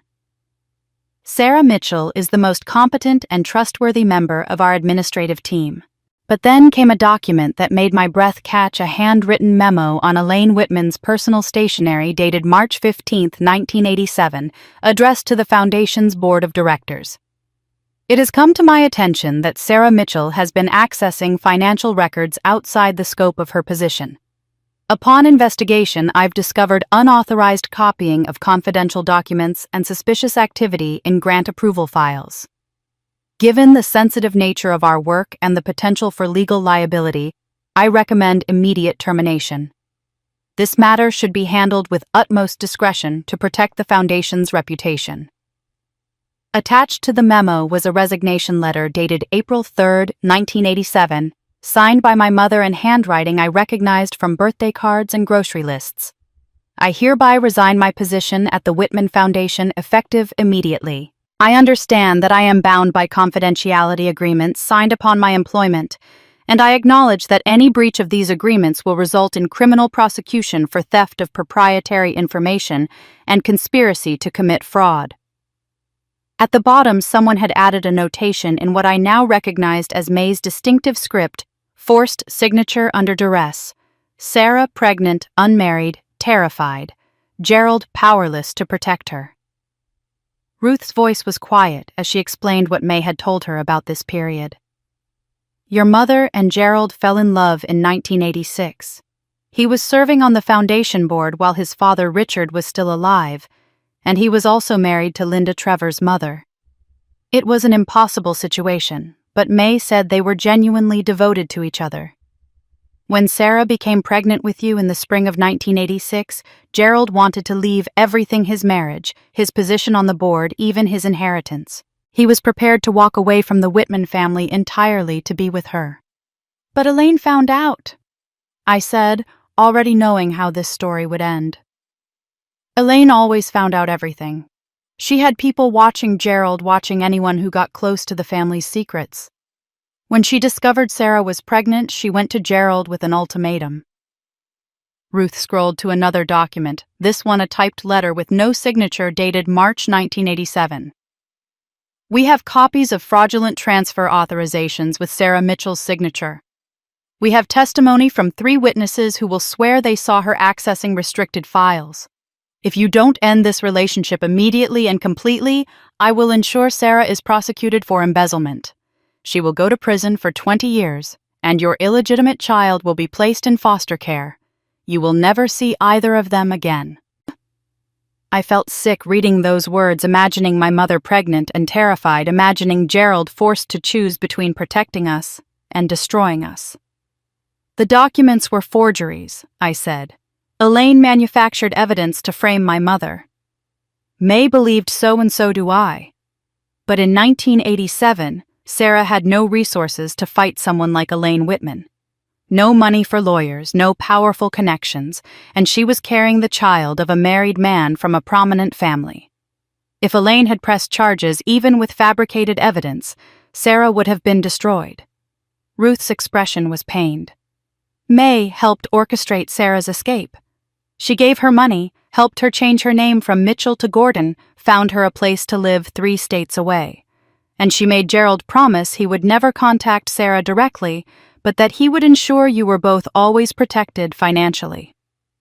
Ruth scrolled to another document, and I saw my own birth certificate, a copy, not the original. Under father was written unknown, but in the margin in May's handwriting was a note, Gerald Whitman cannot be legally acknowledged. Financial support arranged through trust account. Child must never know until safe from Elaine. Gerald kept his promise, Ruth said. May's records show regular deposits into accounts she managed for your mother, not enough to raise suspicion, but enough to make sure you had food, shelter, educational opportunities. Every scholarship you thought you'd earned on merit, every grant that appeared at exactly the right moment, every lucky break your mother attributed to good fortune, Gerald arranged all of it from behind the scenes. I thought about my childhood, about how we'd always somehow managed, despite my mother's modest salary, about the way rent money appeared when we were short, about the anonymous donation that paid for my college textbooks. I'd thought we were just lucky. I'd thought my mother was just good at managing money. But it had been Gerald all along, a father I'd never known protecting me the only way Elaine would allow. What about Vanessa? I asked, though I thought I knew the answer. Your mother met William Gordon in 1989, 2 years after you were born. He was kind but troubled, struggling with alcohol and depression. They married quickly, and Vanessa was born in 1992. William gave her his name, tried to be a father to both of you, but he couldn't manage his own demons. He left in 1997 and died in 2003. Ruth showed me May's notes from that period, observations about both girls growing up. Natalie carries the Whitman strength and intelligence. She's Gerald's daughter in every way. Vanessa carries Sarah's beauty and William's insecurity. Different fathers, same love, but the girls will never fully understand each other until they know the truth. Ruth scrolled to the final document on the microfilm, and my vision blurred with tears before I could even read it. It was a handwritten note on my mother's personal stationery dated April 2015, just weeks before she died. I can't live with the guilt anymore. Elaine was right, I did steal from the foundation. I deserve everything that happened.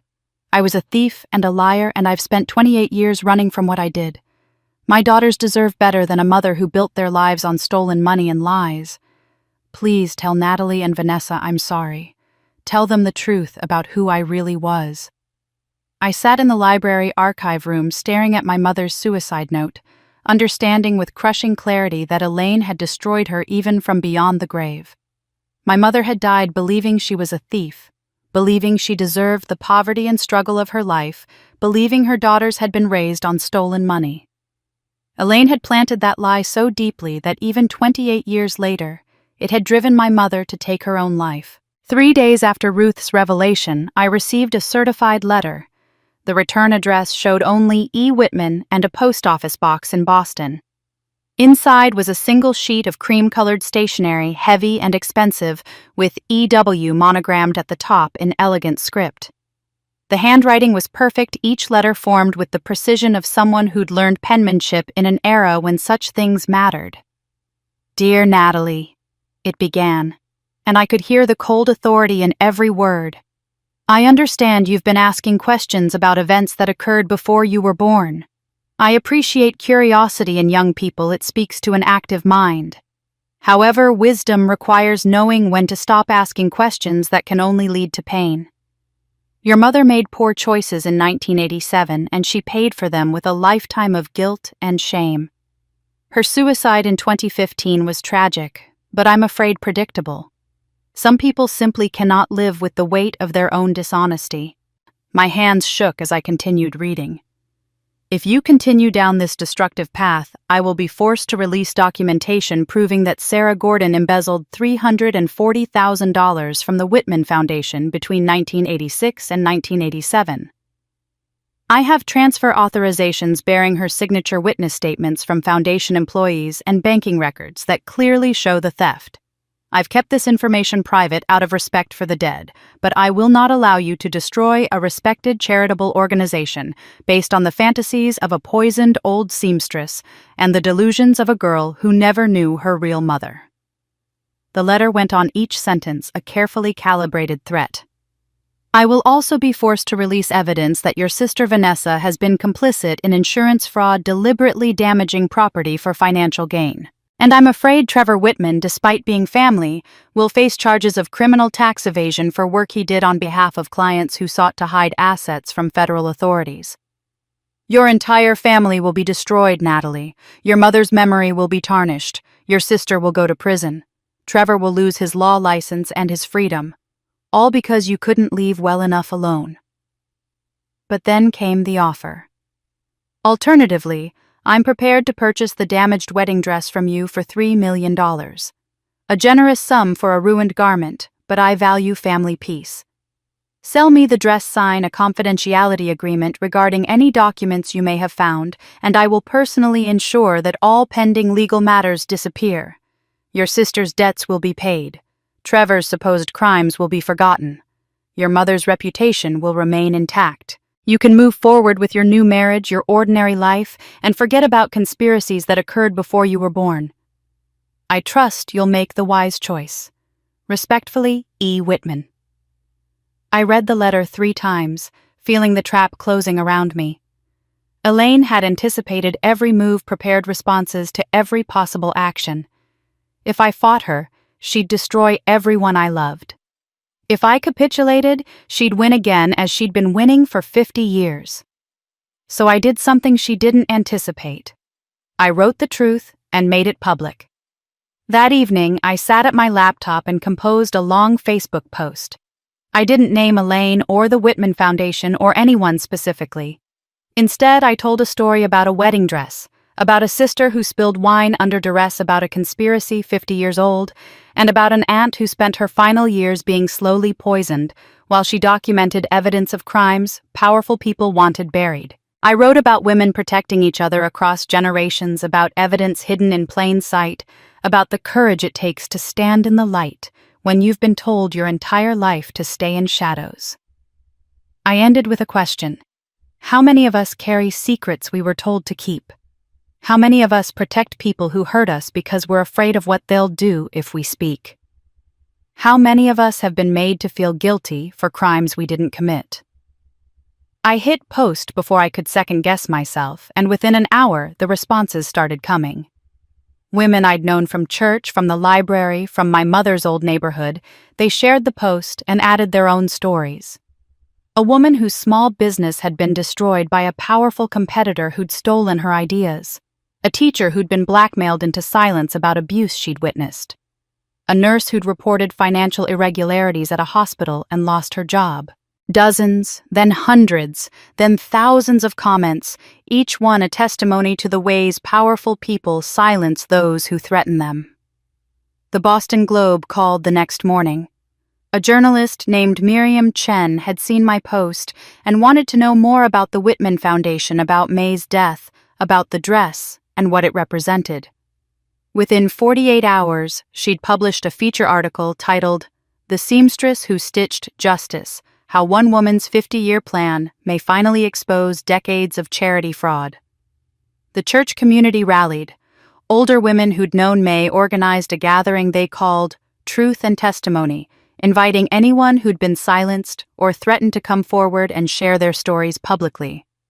Pastor Matthews offered the church hall, and more than 200 people showed up, many of them with their own experiences of being victimized by people in power.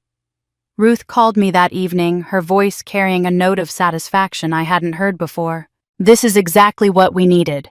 Elaine thrives in darkness and privacy in back rooms and sealed court records and confidential settlements. The more public this becomes, the harder it is for her to use her usual tactics." She's dangerous, Natalie, and we can't underestimate her, but she's also calculating. She won't risk exposure by doing something obviously violent when everyone's watching. You've just made yourself too visible to quietly eliminate. I was beginning to believe we might actually win this when my phone rang late that night. Gerald's name appeared on the screen, and when I answered, I could hear the fear in his voice before he even spoke. Natalie, I just got a call from Elaine. She knows I'm your father. She knows everything about the DNA test form in my files, about the conversations I've had with Trevor and Ruth about the photograph of your mother and me. She says if I testify against her or help you in any way, she'll prove I forged my own father's signature in 1971 and send me to prison for the embezzlement instead of her. Gerald's fear was palpable through the phone, but I felt something shift inside me, a resolve that went deeper than my own story, deeper than family loyalty or personal revenge. This wasn't just about me anymore. It was about every person Elaine had silenced over 50 years, every victim who'd been told to keep quiet, every truth that had been buried under threats and money and manufactured evidence. She can't send you to prison, Gerald, I said, my voice steadier than I felt. Not when we have May's documentation showing you were 16 when those signatures were forged. Not when we have Ruth's testimony and the microfilm evidence. Elaine's bluffing because she's losing control. Over the next week, my inbox and voicemail filled with messages from people I'd never met. A woman named Patricia Breslin reached out through Facebook explaining that she'd worked at the Whitman Foundation in the early 1990s as a grants coordinator. Elaine told me to approve applications for organizations that didn't exist, Patricia wrote. She said it was a filing error, that the organizations were legitimate, but the paperwork was misplaced. When my daughter was diagnosed with leukemia, and I needed to take time off for her treatments, Elaine told me if I ever mentioned the filing errors to anyone, she'd make sure I lost my job and my health insurance. My daughter was 8 years old and fighting for her life. What choice did I have? A small business owner named Marcus Chen sent me a 10-page letter detailing how Elaine had destroyed his construction company in 2008. He'd been contracted to do renovation work on a community center funded by the Whitman Foundation, and when he refused to inflate his invoices so Elaine could collect kickbacks from the difference, she'd systematically ruined him, spreading rumors about shoddy workmanship, ensuring he failed safety inspections through bribed officials, and ultimately forcing him into bankruptcy. The most heartbreaking message came from an elderly woman named Dorothy Harrington, whose husband James had served on the foundation's board of directors in the 1980s. James found irregularities in the financial reports, she wrote. He tried to bring them to the other board members, but Elaine convinced them James was having a mental breakdown from work stress. 3 weeks later, he was found dead in his car in the garage, carbon monoxide poisoning. The police ruled it suicide, said he'd been depressed. But James wasn't depressed. He was angry and determined. I've spent 35 years knowing in my heart that my husband didn't kill himself, but I could never prove it. By the end of the week, more than 40 people had come forward with stories spanning 5 decades. Miriam Chen from the Boston Globe began verifying each account, cross-referencing dates and events, with public records, building a comprehensive timeline of Elaine's activities. When her investigative piece expanded into a multi-part series, the Massachusetts Attorney General's office took notice. A spokesperson confirmed they were opening a formal investigation into the Whitman Foundation's financial practices, examining both historical records and current operations. This changed everything. What had begun as a civil insurance dispute was now a potential criminal case involving fraud, embezzlement, conspiracy, and possibly manslaughter in May's death. Vanessa called me on a Tuesday afternoon, her voice small and uncertain. "Can we meet? Just the two of us? I need to talk to you about everything." We met at a quiet cafe near the library, and she arrived carrying a thick folder of printed documents. Her eyes were red from crying, but there was a determination in her face I'd rarely seen. "I've been reading the stories people are sharing," she said, sliding the folder across the table to me. I've been looking at what Elaine did to all those people, and I realized something. I was so focused on my own problems, my debt, my failing marriage, my desperate need to know who my father was, that I never thought about how many others she'd hurt the same way. I wasn't special. I wasn't even unusual. I was just another tool she picked up and used. The folder contained printed copies of every text message, email, and phone record documenting Elaine's manipulation. Vanessa had organized them chronologically, highlighting the threats and promises, creating a clear narrative of coercion and blackmail. "I need to make this right," she said, tears spilling down her cheeks. "I need to testify about what she made me do, not to save myself, but because if I don't, she'll do this to someone else. There will always be another desperate person she can manipulate, another family she can destroy." I reached across the table and took my sister's hands. "You were a victim too, Vanessa. She found your weakness and exploited it. That's what predators do. But now we get to choose to be survivors instead of victims. We get to stand up together." We sat there crying and talking for 2 hours, rebuilding bridges that had been burned, understanding each other in ways we never had before. Vanessa told me about the years of comparing herself to me, about the exhausting performance of her influencer life, about the crushing weight of debt and shame. I told her about the loneliness of always being the responsible one, about discovering our different fathers, about learning that Gerald had been protecting me from shadows my entire life. As we were preparing to leave, my laptop pinged with a Google alert I'd set up for news about the Whitman Foundation. The headline made my blood run cold. "Former Whitman Foundation board member found dead in apparent suicide, authorities investigating potential foul play." The news article identified the dead man as Robert Castellano, a board member who'd served on the Whitman Foundation from 2018 to 2023 before retiring. Police were investigating after his wife reported finding inconsistencies in his supposed suicide note. I felt the ground shifting beneath me again, understanding that Elaine was escalating, that people were dying, and that anyone who threatened her secrets was in danger. Gerald called the next morning and asked me to meet him at a diner 40 minutes outside town, somewhere neutral where we wouldn't be recognized. When I arrived, I found him sitting in a back booth, looking older and more fragile than I'd ever seen him. On the table between us was a manila envelope unsealed, and I could see the edge of official-looking documents inside. "I had your DNA tested," he said without preamble, pushing the envelope toward me. "I obtained a sample from a coffee cup you used at the reception. I know it was an invasion of privacy, but I needed scientific proof before I told you everything, before I asked you to believe something that will change your understanding of your entire life." I opened the envelope and pulled out the laboratory report. The technical language was dense, but the conclusion was clear: probability of paternity 99.97%. Gerald Whitman was my biological father, confirmed by science, undeniable and absolute. "I fell in love with your mother in 1986. Gerald said, his voice thick with emotion held back for decades. Sarah joined the foundation staff that spring, hired as an administrative assistant. I was on the board while my father Richard was still alive, and I was married to Linda Trevor's mother. I knew falling in love with Sarah was wrong, impossible, dangerous, but I couldn't help it. She was brilliant and kind, and she saw through all the pretension and performance my family required. She saw me, the real me, and she loved that person."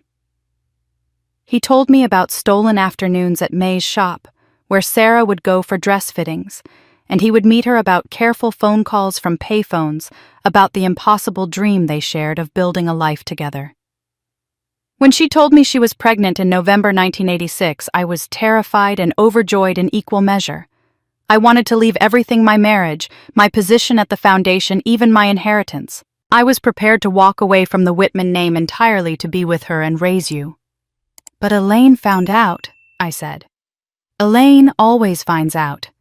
She had me followed, my phone tapped, my mail intercepted. When she confirmed Sarah was pregnant, she came to me with an ultimatum and evidence I couldn't refute.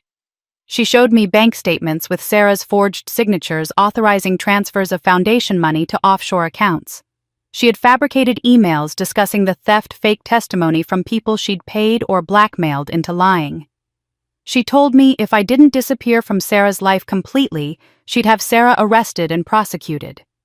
20 years in federal prison for embezzlement and fraud, and my unborn child placed in foster care. Gerald's hands trembled as he spoke. May convinced me the only way to protect you both was to let you go. Sarah would take a new name move away, build a life where Elaine couldn't touch her, and I would stay behind, trapped in my family's web, but I'd make sure you were always protected financially. Anonymous scholarships, mystery grants, lucky breaks that weren't luck at all. I've been watching over you for 38 years. Natalie, from a distance I hated but couldn't cross. He told me about attending my high school graduation from the back of the auditorium in disguise, about seeing my wedding announcement in the newspaper, and crying in his study about the photographs May sent him over the years that he kept in a locked box in his desk. When your mother died in 2015, I wanted desperately to attend her funeral, to finally acknowledge you as my daughter, to tell you everything. But Elaine threatened to release all the fabricated evidence against Sarah's memory if I made contact. She said she'd destroy your mother's reputation posthumously, make you believe she really was a thief. I can testify now, Gerald said, and I heard steel beneath the emotion. I've been collecting evidence against Elaine for years, documents, recordings, testimony from others she's victimized. I'm ready to stand in court and tell the truth, even if it means going to prison. Even if Elaine succeeds in framing me for the forgeries I was forced to sign as a teenager. I need to do this, Natalie. I need to finally be the father I should have been all along. We left the diner together, walking to the parking garage where I'd left my car. Gerald was still talking, telling me about the evidence he'd gathered, when two men emerged from between parked cars. They wore dark clothing and moved with practiced aggression, and I understood what was happening half a second before it began. One grabbed Gerald from behind, locking an arm around his throat. The other stepped toward me, demanding my phone and laptop in a voice that suggested he'd done this before. Gerald struggled, trying to break free, trying to protect me, and the man holding him struck him hard across the face with something metal. Gerald fell, his head hitting the concrete with a sickening sound, and I heard myself screaming. I fought with a ferocity I didn't know I possessed, using my keys as a weapon, my nails, my voice. The sound of other cars entering the garage startled the attackers, and they fled, running toward the stairwell and disappearing. I dropped to my knees beside Gerald, who was conscious but bleeding from a gash above his eye where his head had struck the ground. "Call 911, he managed to say, blood running down his face. "But Natalie, listen. Elaine knows I talked to you. This is her warning. This is what she does to people who threaten her. But I'm not backing down. I'm going to testify even if she kills me for it." The ambulance arrived within minutes.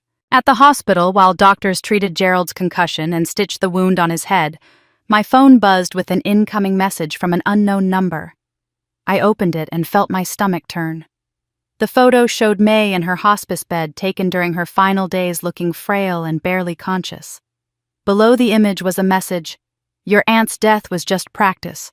Back off now, or there will be more funerals." I showed the threatening photo to Detective Kim when she arrived at the hospital to take our statements about the parking garage attack. She was a sharp-eyed woman in her 40s who'd been assigned to investigate Robert Castellano's suspicious death. And when she saw the image of May with that chilling message, her expression hardened. "This is a direct threat, and combined with your aunt's diary and the medical records you've shown me, I think we have grounds to request toxicology testing on preserved blood samples." Ruth and I filed a formal petition with Mercy General Hospital the next morning, requesting access to any biological samples preserved from May's March 2021 hospitalization. Massachusetts law permits such requests when there's credible evidence a crime may have been committed, and with the Attorney General's office now formally involved in investigating the Whitman Foundation. Our petition received immediate support. The hospital's medical records department confirmed they had stored blood samples from 3 separate dates during May's treatment in 2021, standard protocol for patients presenting with unusual symptoms that might require future analysis. The samples were sent to an independent forensic laboratory in Boston, and Ruth hired a toxicologist named Dr. Michael Torres to oversee the testing. When the results came back 10 days later, Dr. Torres called us to his office to review the findings in person. He spread 3 laboratory reports across his desk, each one corresponding to a different collection date, and I could see the numbers climbing even before he explained what they meant. January 15, 2021. Dr. Torres began pointing to the first report. Arsenic level 0.8 micrograms per liter. That's elevated. Normal background exposure is typically below 0.3, but not immediately alarming.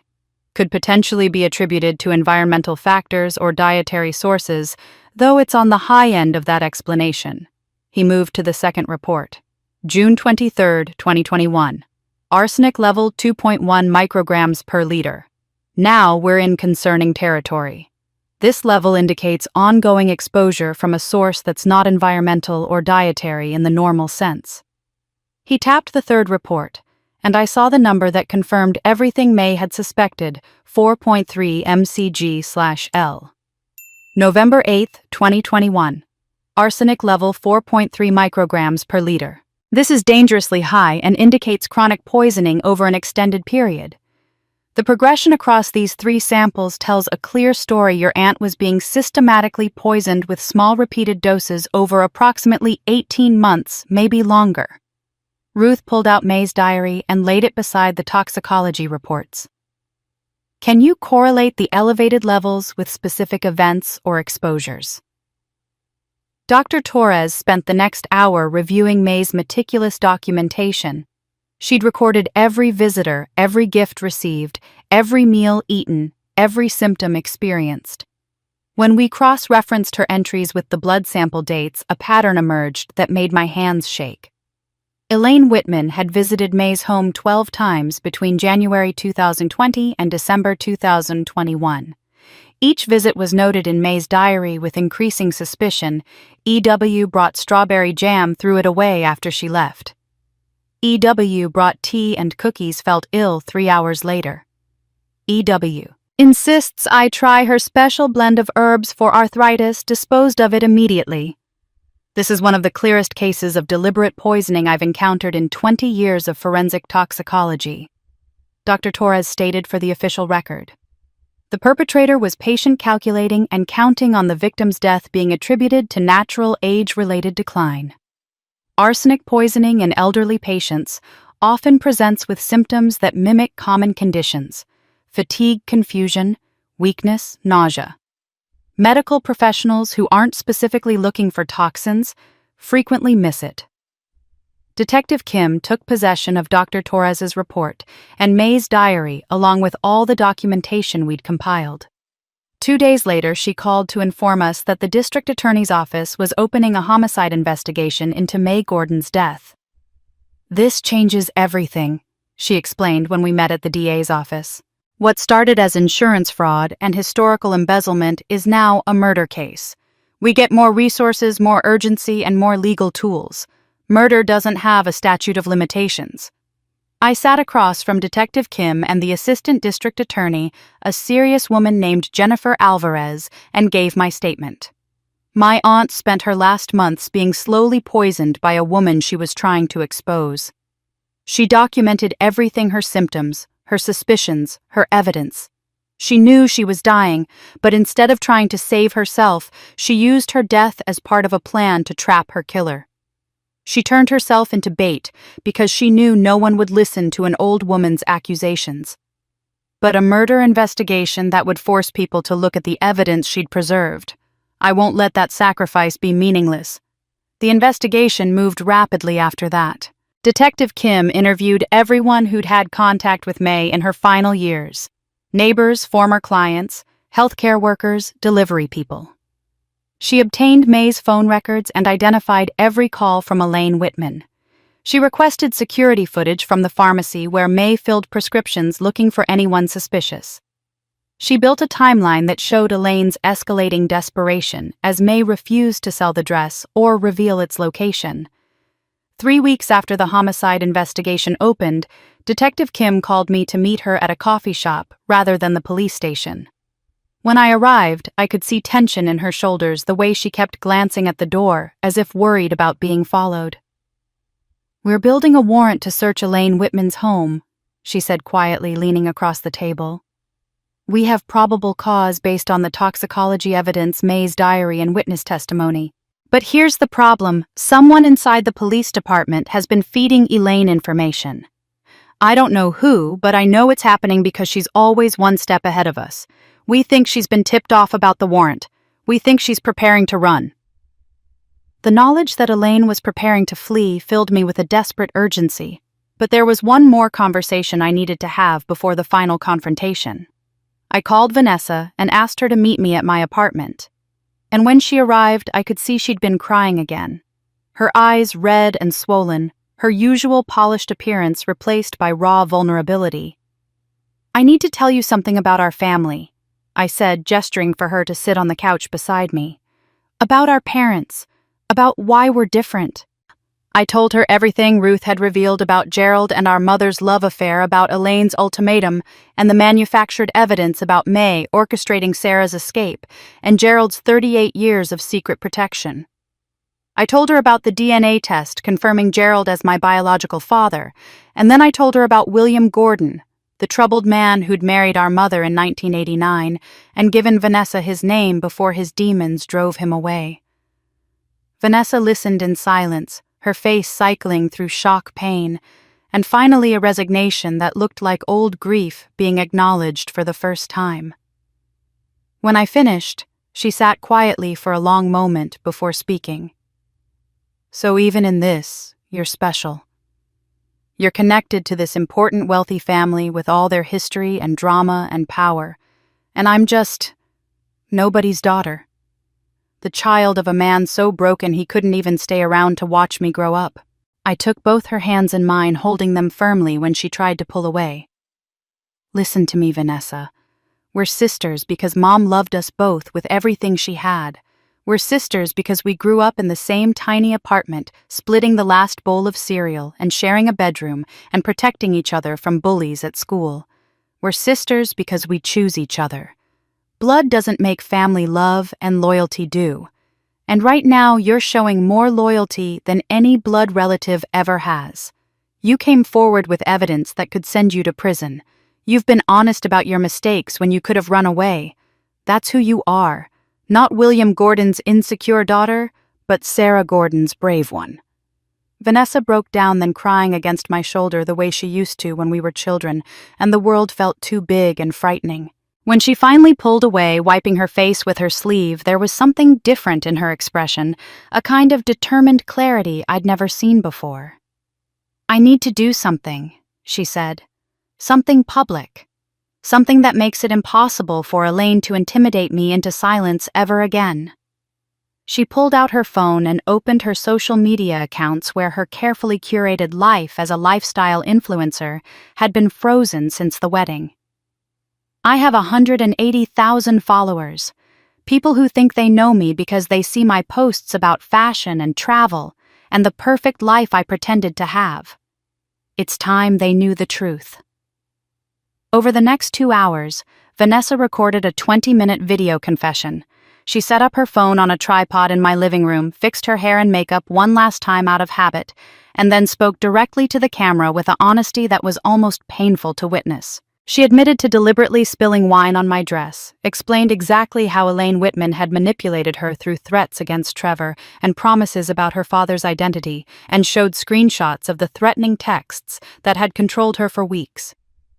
She apologized to me, to our wedding guests, and to everyone who'd been hurt by her participation in Elaine's schemes.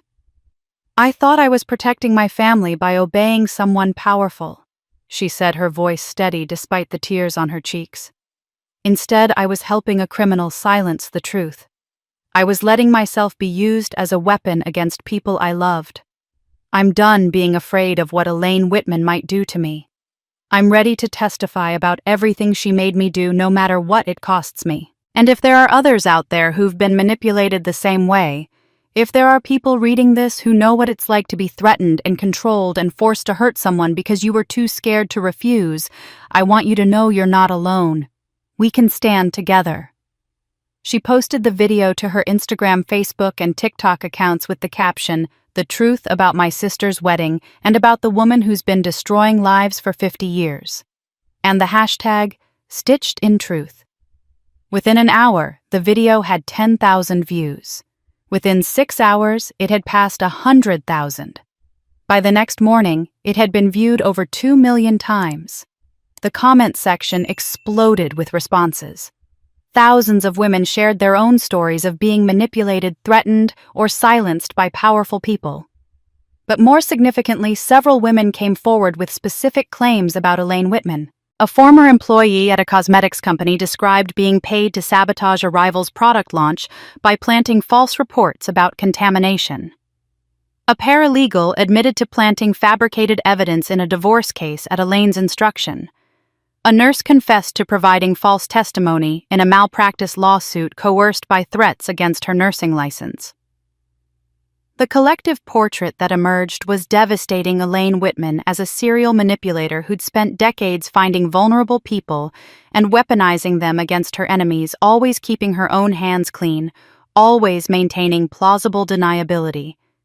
Vanessa called me the morning after her video posted, and I could hear the fear beneath her brave tone. "Natalie, something came to my door this morning. A package with no return address." Her voice shook. Inside was a piece of white fabric like silk, or maybe satin, and it's stained with something dark red that looks like blood. There was a note. It said, "You and your sister will wear matching shrouds before this is over." The bloody fabric and threatening note made one thing clear. Elaine was desperate, and desperate people make fatal mistakes. Detective Kim arranged for protective details on both Vanessa and me, but she also said something that gave me hope. "She's losing control. The more public this gets, the more she lashes out, the more evidence she creates. We just need to survive long enough to catch her in the act." The Whitman Foundation Board called an emergency meeting 3 days later to address what they carefully termed recent allegations and media attention affecting the foundation's reputation. As Gerald's daughter and a direct party to the insurance investigation, I was invited to present my concerns formally. The meeting would take place in the Foundation's headquarters, a beautiful old building in downtown Boston, with mahogany paneling and oil paintings of past board members lining the walls. I arrived with Ruth Daniel and a lawyer named Catherine Ross, whom the Attorney General's office had recommended. The boardroom was exactly what I'd imagined, a long, polished table surrounded by leather chairs, windows overlooking the harbor, an air of old money and older secrets. 12 board members sat around the table, most of them elderly, all of them looking uncomfortable. Foundation attorneys occupied seats along the wall, their expressions carefully neutral. Trevor sat near the middle, looking like he hadn't slept in days. Gerald sat to his left, still bearing visible injuries from the parking garage attack, bruises yellowing on his face, a white bandage above his eye, his arm in a sling. And at the head of the table sat Elaine Whitman. She was 75 years old, but could have passed for 60 with perfect posture and silver hair styled in an elegant chignon.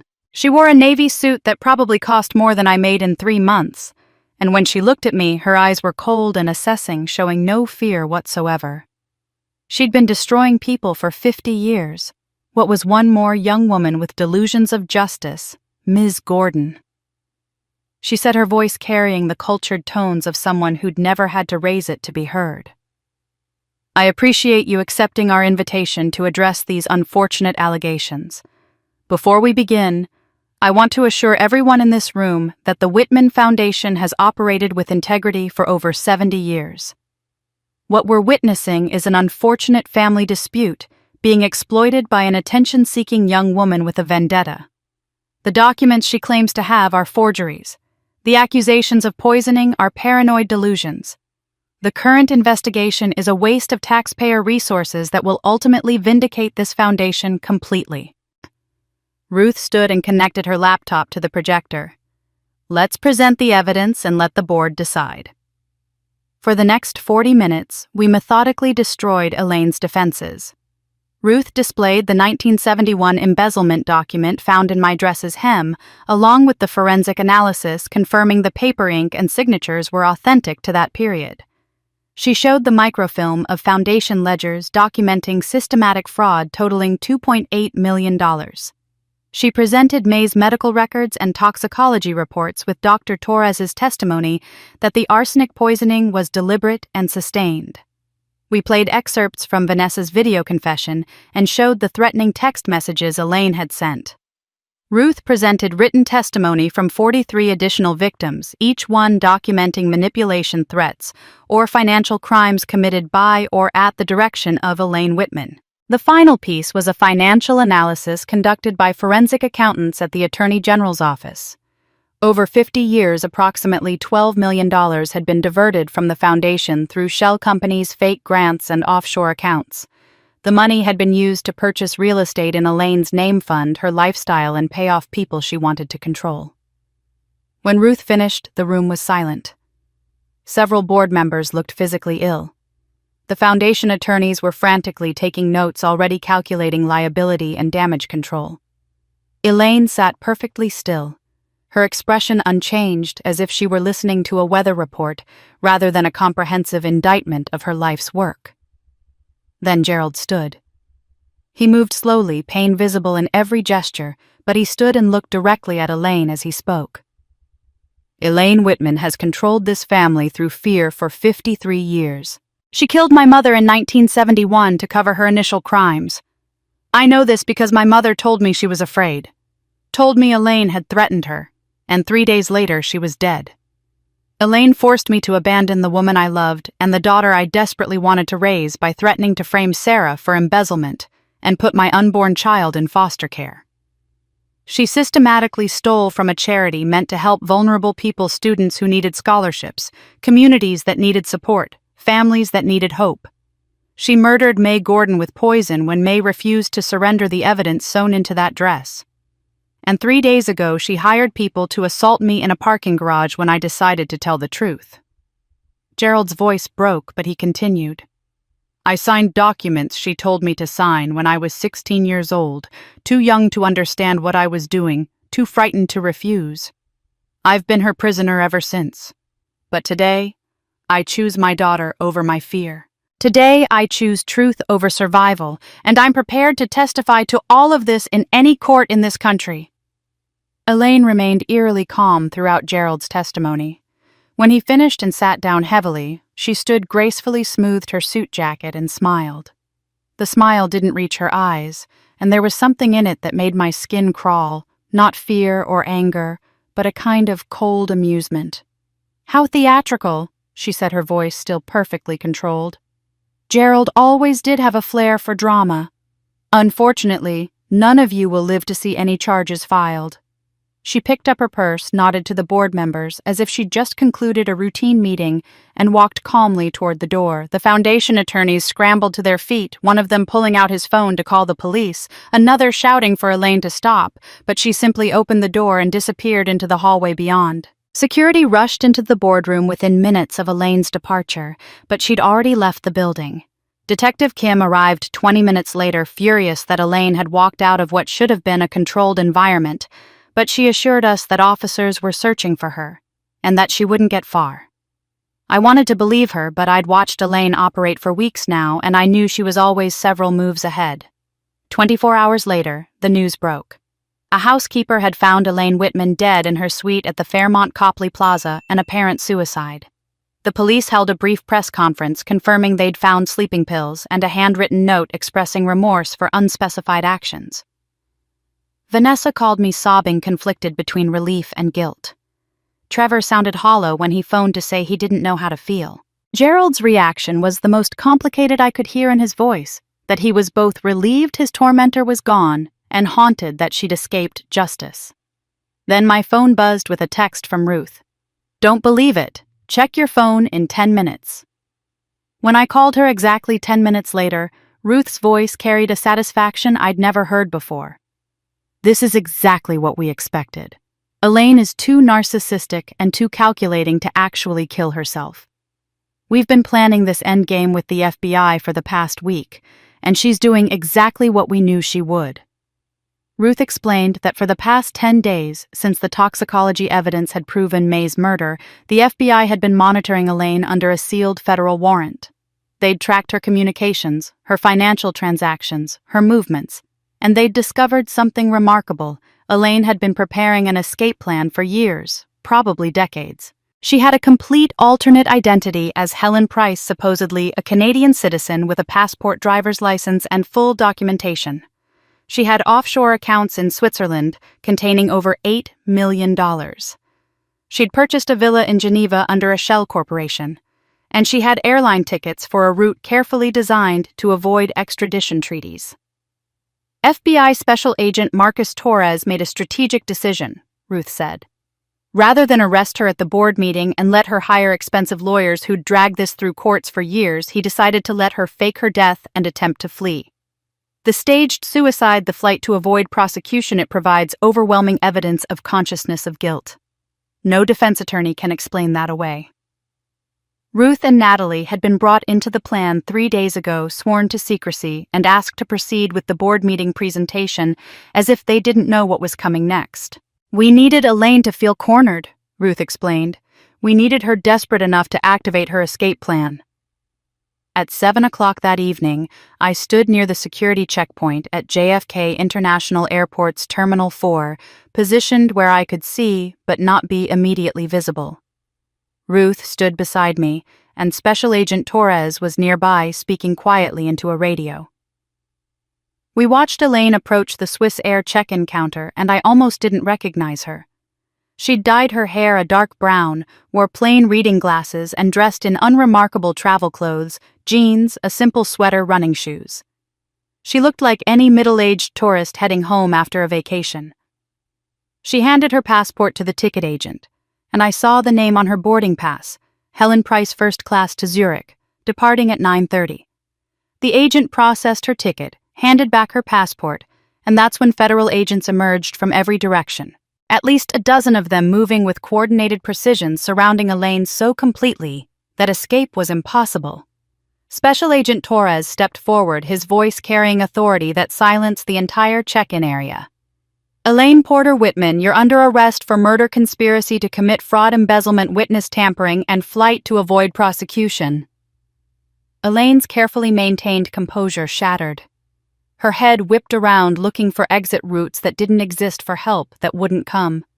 She saw the agents closing in, saw the other travelers backing away, saw the reality that her 50-year reign of control was ending in the most public, humiliating way possible. Then she saw me. Our eyes locked across the terminal, and for just a moment I saw everything in her expression: rage, fear, and a hatred so pure it was almost physical. As the agents moved to handcuff her, she hissed loud enough for me to hear, "You think you've won? There's one more secret sewn into that dress, and when it comes out, it will destroy everything you think you know about your precious aunt." Elaine's final words haunted me as federal agents led her away in handcuffs, but I pushed them aside to focus on what came next. The legal machinery moved with surprising speed once it engaged. Within days of her arrest, prosecutors had filed formal charges: first-degree murder in May Gordon's death, with evidence of premeditation through the systematic poisoning documented in medical records and May's diary. Multiple counts of embezzlement and fraud, spanning 5 decades, each one meticulously documented through Ruth's microfilm evidence and forensic accounting. Conspiracy, witness tampering, and attempted flight to avoid prosecution proven by her fake suicide and the Helen Price identity. Elaine's attorneys tried to negotiate a plea deal offering cooperation in exchange for reduced charges, but District Attorney Jennifer Alvarez refused to bargain. "This case is too important," she told me during one of our preparation meetings. "Too many victims, too much evidence, too much public interest. Elaine Whitman is going to face every single charge in open court." The trial lasted only 3 weeks. The evidence was so overwhelming that Elaine's defense crumbled under cross-examination. 43 victims testified. Ruth presented the financial analysis. Dr. Torres explained the arsenic poisoning in terms any jury could understand. Gerald took the stand and told the complete story of 50 years under Elaine's control. When the verdict came back guilty on all counts, I felt something release in my chest that I hadn't known I'd been holding. The judge sentenced Elaine to 35 years in federal prison without possibility of parole. At 75 years old, it was effectively a life sentence. Additional civil suits from the reconstituted Foundation Board and individual victims resulted in the forfeiture of all her assets, the villa in Geneva, the offshore accounts, even her personal jewelry collection. Everything would be liquidated to provide restitution to the people she'd harmed. Gerald's situation required more delicate handling. He had signed documents at 16 that contributed to the original embezzlement, even though he'd done so under duress and manipulation. Prosecutors spent weeks reviewing his case before determining that charging him would serve no purpose.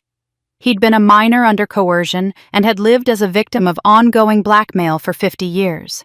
Instead, they offered him immunity in exchange for his continued cooperation with ongoing investigations into the Foundation's operations. He formally acknowledged me as his daughter through DNA testing submitted to the court, and we filed a petition to amend my birth certificate.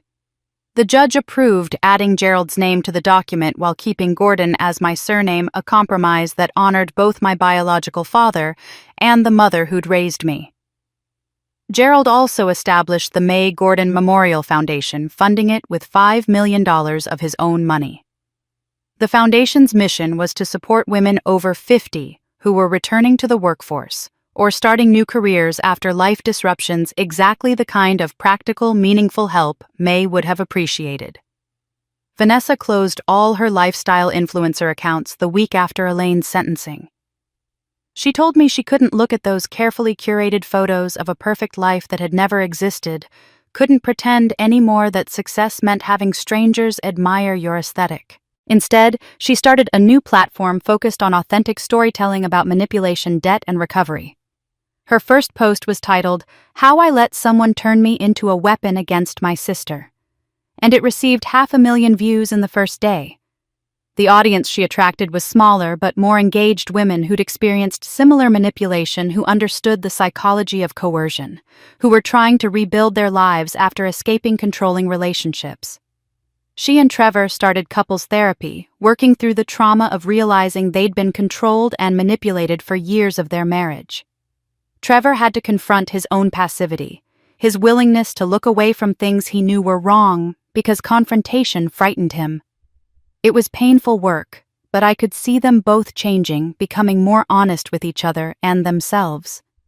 Vanessa and I began having weekly dinners, just the two of us talking about our mother in ways we never had before. We pieced together her life from fragments: May's letters, Gerald's memories, our own childhood recollections.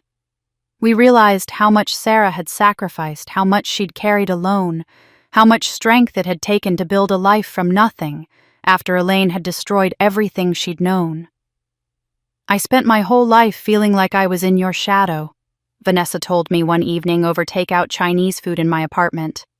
"Resenting you for being smarter, more responsible, more capable. But now I understand we were both in the dark together, both trying to make sense of a story we didn't know we were part of. Now we're finally stepping into light." 3 weeks after Elaine's sentencing, I received a formal letter from the New England Museum of Textile Arts. The director, a woman named Dr. Catherine Whitmore, wrote that they were honored to request the donation of Rhapsody 12 for permanent exhibition as a historically significant artifact. The letter was professional and enthusiastic, but one paragraph made my heart skip. "Our textile analysis team has been conducting preliminary examinations of photographs of the dress, and they've noticed unusual stitching along the interior label that wasn't visible in previous examinations or in the forensic reports compiled during the investigation. The pattern appears to be recent, possibly added in the last few years. We'd like your permission to investigate this further before proceeding with public display." The museum's letter about unusual stitching on the interior label troubled me, but I decided to address it after the May Gordon Memorial Gala, which was scheduled for 6 weeks after Elaine's sentencing.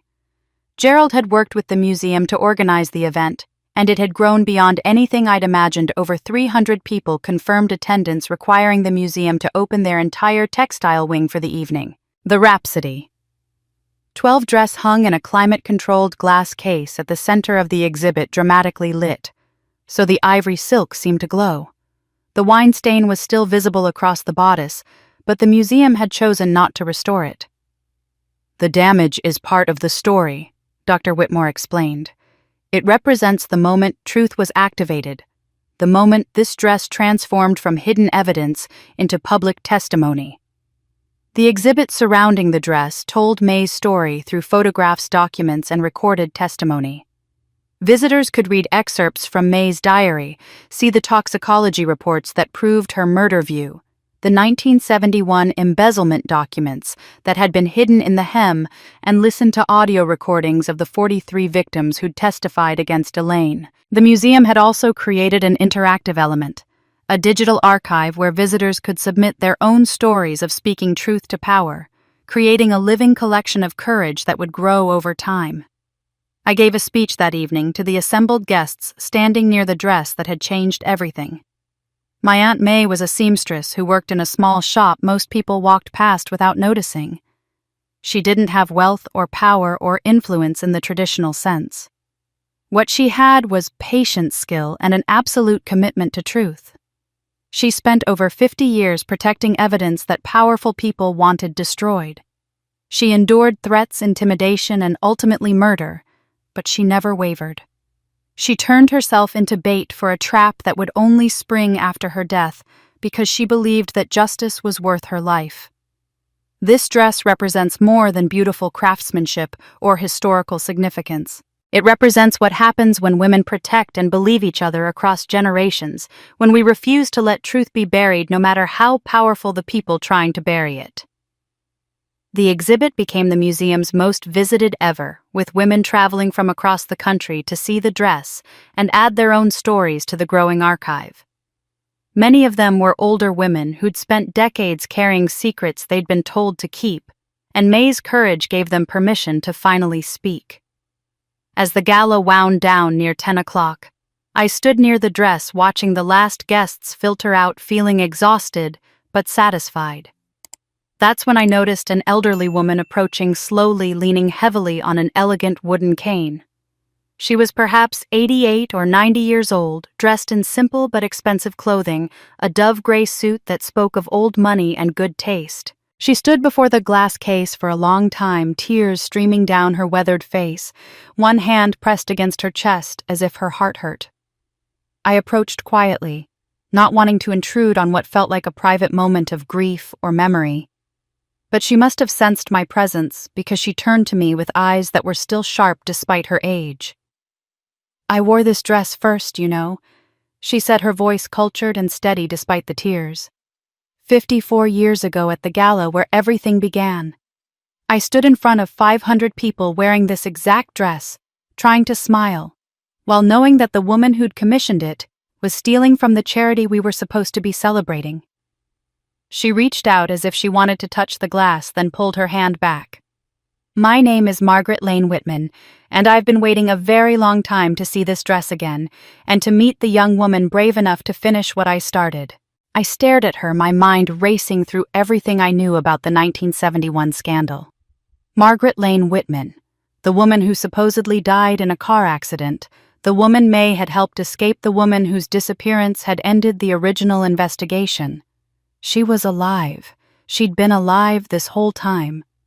Margaret touched the glass case protecting the dress and whispered, "There's something you need to know about your Aunt May, about your father, and about the night I disappeared, because this story didn't begin in 1971.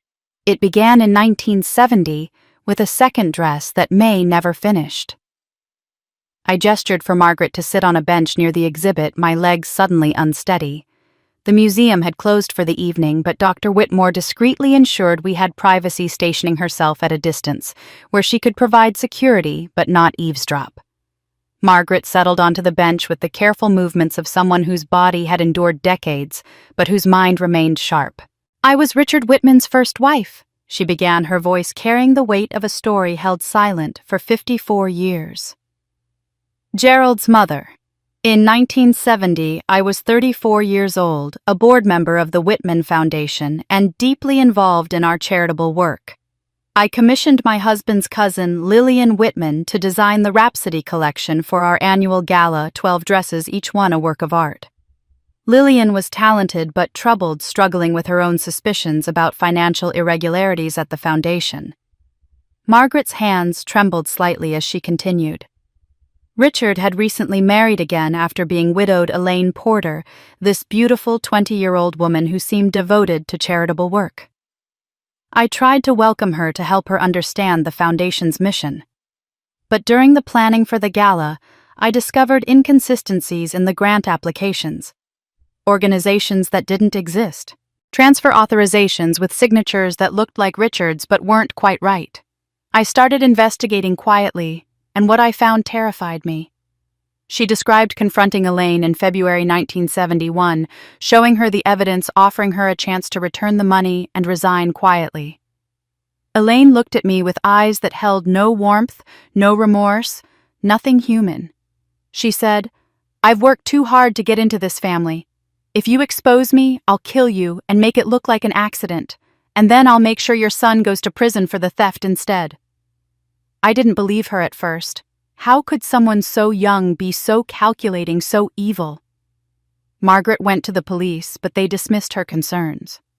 Elaine had already begun planting stories about Margaret's supposed mental instability, about the stress of losing Richard's first wife and struggling to accept the new marriage. 2 weeks later, on a rainy March evening, Margaret was driving home from visiting May's shop when a car forced her off a cliff road. "May saved my life," Margaret said, tears flowing freely now. "I'd told her I was afraid, and she insisted on following me that night. She saw the other car deliberately sideswipe mine, watched my vehicle go over the edge. She climbed down that cliff while my car was burning and pulled me out before it exploded. Her hands were burned. She had scars from that night for the rest of her life." In those desperate moments, Margaret and May made a choice. If Margaret was believed dead, Elaine would think she'd won. Margaret could escape, and May could preserve the evidence while waiting for the right moment to use it. May smuggled Margaret across the border into Canada, helped her establish a new identity, and took possession of the Rhapsody 12 dress that Margaret had worn at her final public appearance. "Leaving Gerald was the hardest thing I've ever done," Margaret whispered. "He was 16 years old, but May convinced me that if Elaine thought I was alive, she'd hurt him to get to me. If I stayed dead, he might be safe. We were wrong about that. Elaine found other ways to control him, but I couldn't risk coming forward while she had power." I arranged for Margaret to visit Gerald the next day at his home where he was still recovering. I didn't tell him who was coming, only that there was someone he needed to meet. When Margaret walked into his living room, leaning on her cane, Gerald stood from his chair and went completely still. He stared at her face, recognition dawning slowly, disbelief and hope warring in his expression. "Mom," he whispered the word barely audible. Margaret opened her arms and Gerald crossed the room in 3 unsteady steps, collapsing into her embrace like a child seeking comfort after a nightmare. He sobbed against her shoulder, 54 years of grief pouring out, while Margaret held him and murmured the things mothers say to wounded children. "I'm here. I'm so sorry. You're safe now. I'm here."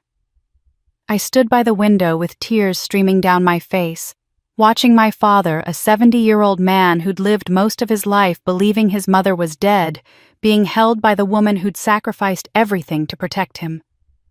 Margaret was crying too, stroking Gerald's hair, telling him over and over that she was sorry that she'd wanted to come back, that May had convinced her staying dead was the only way to keep him safe from Elaine. When they finally separated, still holding hands, Margaret looked at both of us and said quietly, "May left something for you both. Something she was working on the night she died. She called it Rhapsody 13. A week after Margaret's revelation, May's estate attorney contacted me to say there was one final item from the estate that hadn't been distributed. He arrived at my apartment carrying a large white box wrapped in purple fabric, May's favorite color. Inside, carefully folded in tissue paper, was a wedding dress unlike anything I'd ever seen. It was exquisitely constructed, the bodice shaped and the skirt flowing, but it was clearly unfinished. The hem hung loose with temporary stitching, the sleeves were missing their lace overlay, and the pearl buttons down the back were only basted in place. Beneath the dress was a letter in May's handwriting dated just days before her death. "My darling Natalie, This is Rhapsody 13, commissioned by Margaret in 1970, for a daughter's future wedding. But Margaret had a son instead, and this dress waited. I've kept it unfinished for 54 years, waiting for the right bride. This dress is for you and Vanessa to complete together. Each stitch you add represents the truth you fought for, the family you protected, the love you chose over fear. When it's finished, give it to someone who needs to know that courage is inherited not in blood, but in action. I called Vanessa immediately, and when she saw the dress, she understood what May had intended. We organized a public stitching ceremony at the Brookfield Library, inviting everyone who'd been part of our journey. Over 3 evenings in late autumn, the library's community room filled with women bringing needles, thread, and stories. Margaret came, her hands still skilled despite her age, teaching younger women the techniques May had taught her decades ago. Ruth attended stitching carefully while sharing tales of her years investigating crimes no one else wanted to solve. The 43 women who'd testified against Elaine took turns adding their own contributions, each stitch a declaration that they would no longer be silent. Vanessa and I worked side by side, completing the hem together, our hands moving in rhythm as we talked about our mother, about May, about the family we were choosing to build from the wreckage of secrets and lies. A grandmother named Helen added delicate embroidery to the sleeves, telling us about finally leaving her abusive husband after 40 years. A young woman named Lisa carefully attached the pearl buttons, sharing how she'd reported workplace harassment despite threats to her career. Each woman who touched the dress added not just thread but testimony, creating a fabric archive of courage that would outlast all of us. When Rhapsody 13 was completed 3 weeks later, Dr. Whitmore arranged for it to be displayed beside Rhapsody 12 at the museum. The 2 dresses stood together under soft lighting, one bearing the wine stain of truth, activated, one glowing with the collective work of community healing. The dedication ceremony drew hundreds of people, and I stood at the podium reading from May's final letter. I learned as a young seamstress that every stitch holds tension. Pull too tight and the fabric puckers too loose and it falls apart. Justice is the same. We must hold truth firmly, but with enough flexibility to allow healing. We must stitch together the torn places in our families, our communities, our world, one careful thread at a time. My voice broke as I continued. My aunt taught me that what we inherit isn't wealth or status, but the courage to speak and the grace to listen. She taught me that family is built not just through blood, but through the conscious choice to protect and believe each other. And she taught me that truth, once stitched into fabric, becomes permanent, something that can be worn, displayed, passed down, and remembered. Dr. Whitmore announced that Rhapsody 13 would travel to museums across the country, with stitching ceremonies held in each city, creating an ever-growing archive of women's testimonies about speaking truth to power. As the ceremony concluded and guests began to leave, a well-dressed man approached Dr. Whitmore, speaking quietly but persistently. She glanced at me with raised eyebrows, and I walked over to hear him offering a blank check to purchase Rhapsody 13 for a private collection, insisting that such a significant piece belonged in the hands of a serious collector who could properly preserve it. I smiled and shook my head. Feeling May's presence so strongly, I almost turned to look for her. Tell him that some truths aren't for sale. They're for everyone. My aunt taught me that what we inherit isn't wealth or status, but the courage to speak and the grace to listen. And that legacy belongs to the world, not locked away in someone's private gallery. The man argued for another moment before Dr. Whitmore firmly escorted him toward the exit. I turned to find Vanessa, Gerald, and Margaret waiting for me near the museum doors. My sister reached for my hand. My father put his arm around my shoulders, and Margaret smiled at all of us with tears in her eyes. Together, we walked out into the November evening. The sky streaked with orange and purple, the air carrying the first hint of winter. We were a family stitched together not by blood alone, but by truth, forgiveness, and love, exactly the legacy May had spent her life creating, one careful stitch at a time. 6 months have passed since that November evening when we walked out of the museum together, and I'm sitting now in May's old seamstress shop, which we've transformed into the headquarters for the May Gordon Memorial Foundation. The sewing machines still hum, but now they're operated by women learning new skills, rebuilding their lives after escaping situations where someone else held all the power. Vanessa runs a weekly support group here for people recovering from financial abuse and manipulation. Gerald comes every Tuesday to teach a class on recognizing coercive relationships. Margaret, at 88, volunteers 3 days a week sharing stories and teaching the younger women the same stitching techniques May taught her 60 years ago. The Rhapsody dresses have traveled to 7 cities so far, and each stitching ceremony adds dozens of new testimonies to the archive. Women who thought they were alone in their experiences of being silenced or threatened or made to feel crazy discover they're part of a vast connected web of survival and resistance. The dress that was supposed to be destroyed has become a monument to the impossibility of burying truth forever. Ruth tells me that 3 other cold cases involving charity fraud have been reopened because of the attention our story brought to how these crimes are committed and concealed. Elaine's conviction sent a message that even decades-old crimes, even crimes committed by powerful people with connections and money, can still face justice if the evidence is preserved and if someone is brave enough to stand in the light with it. Daniel and I celebrated our first anniversary last month, and I wore a simple dress that Vanessa made for me, each stitch sewn with love instead of secrets. We've learned what my mother knew, and what May spent her life proving, that family isn't defined by biology or tradition or the stories we inherit, but by the deliberate choice to protect, believe, and stand with each other even when it costs us everything we thought we wanted. Gerald is teaching me about the Whitman family history, the parts that weren't twisted by Elaine's manipulations, and I'm teaching him about the Gordon family strength that came from my mother's quiet determination to survive. We're writing a new story together, one where the truth doesn't hide in dress hems and locked filing cabinets, but lives openly in the way we treat each other. Sometimes I think about what May sacrificed, her safety, her final years of peace, ultimately her life, to make sure this story could be told. I think about my mother carrying guilt for crimes she never committed, dying without knowing she'd been framed by someone who saw her only as an obstacle. I think about Margaret spending 54 years believing her son thought she'd abandoned him.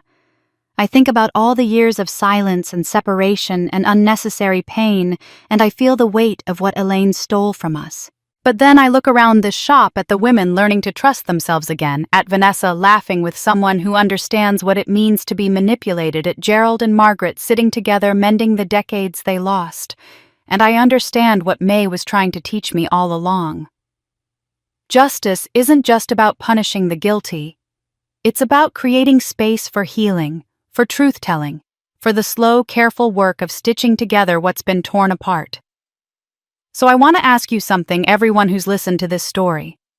Have you been carrying secrets you were told to keep? Have you been protecting someone who hurt you because you were afraid of what they'd do if you spoke? Have you been made to feel guilty for crimes you didn't commit, or crazy for suspecting things that turned out to be true? You're not alone. Your story matters. Your truth deserves to be heard and believed. And there are people, maybe more than you know, who are ready to stand with you when you're ready to stand in the light. If this story resonated with you, if May's courage, or my mother's sacrifice, or even my stumbling journey toward truth meant something, I'd love for you to subscribe to this channel and share your thoughts in the comments below. Tell me what spoke to you. Tell me about the women in your life who protected truth when it was dangerous. Tell me about the moments you chose courage over comfort, or the times you wish you had. Let's create our own stitching circle here, a community of people who believe that some truths are too important to stay buried no matter how many years have passed, or how powerful the people who want them hidden. Every comment, every share, every subscription tells me that May's sacrifice meant something beyond our family, beyond our town, beyond the specific crimes we exposed. It tells me that her legacy of courage is being passed forward, one story at a time, one truth at a time, one careful stitch at a time. Thank you for listening. Thank you for believing. and thank you for being part of this community of truth tellers and justice seekers. May would have loved knowing her story reached you.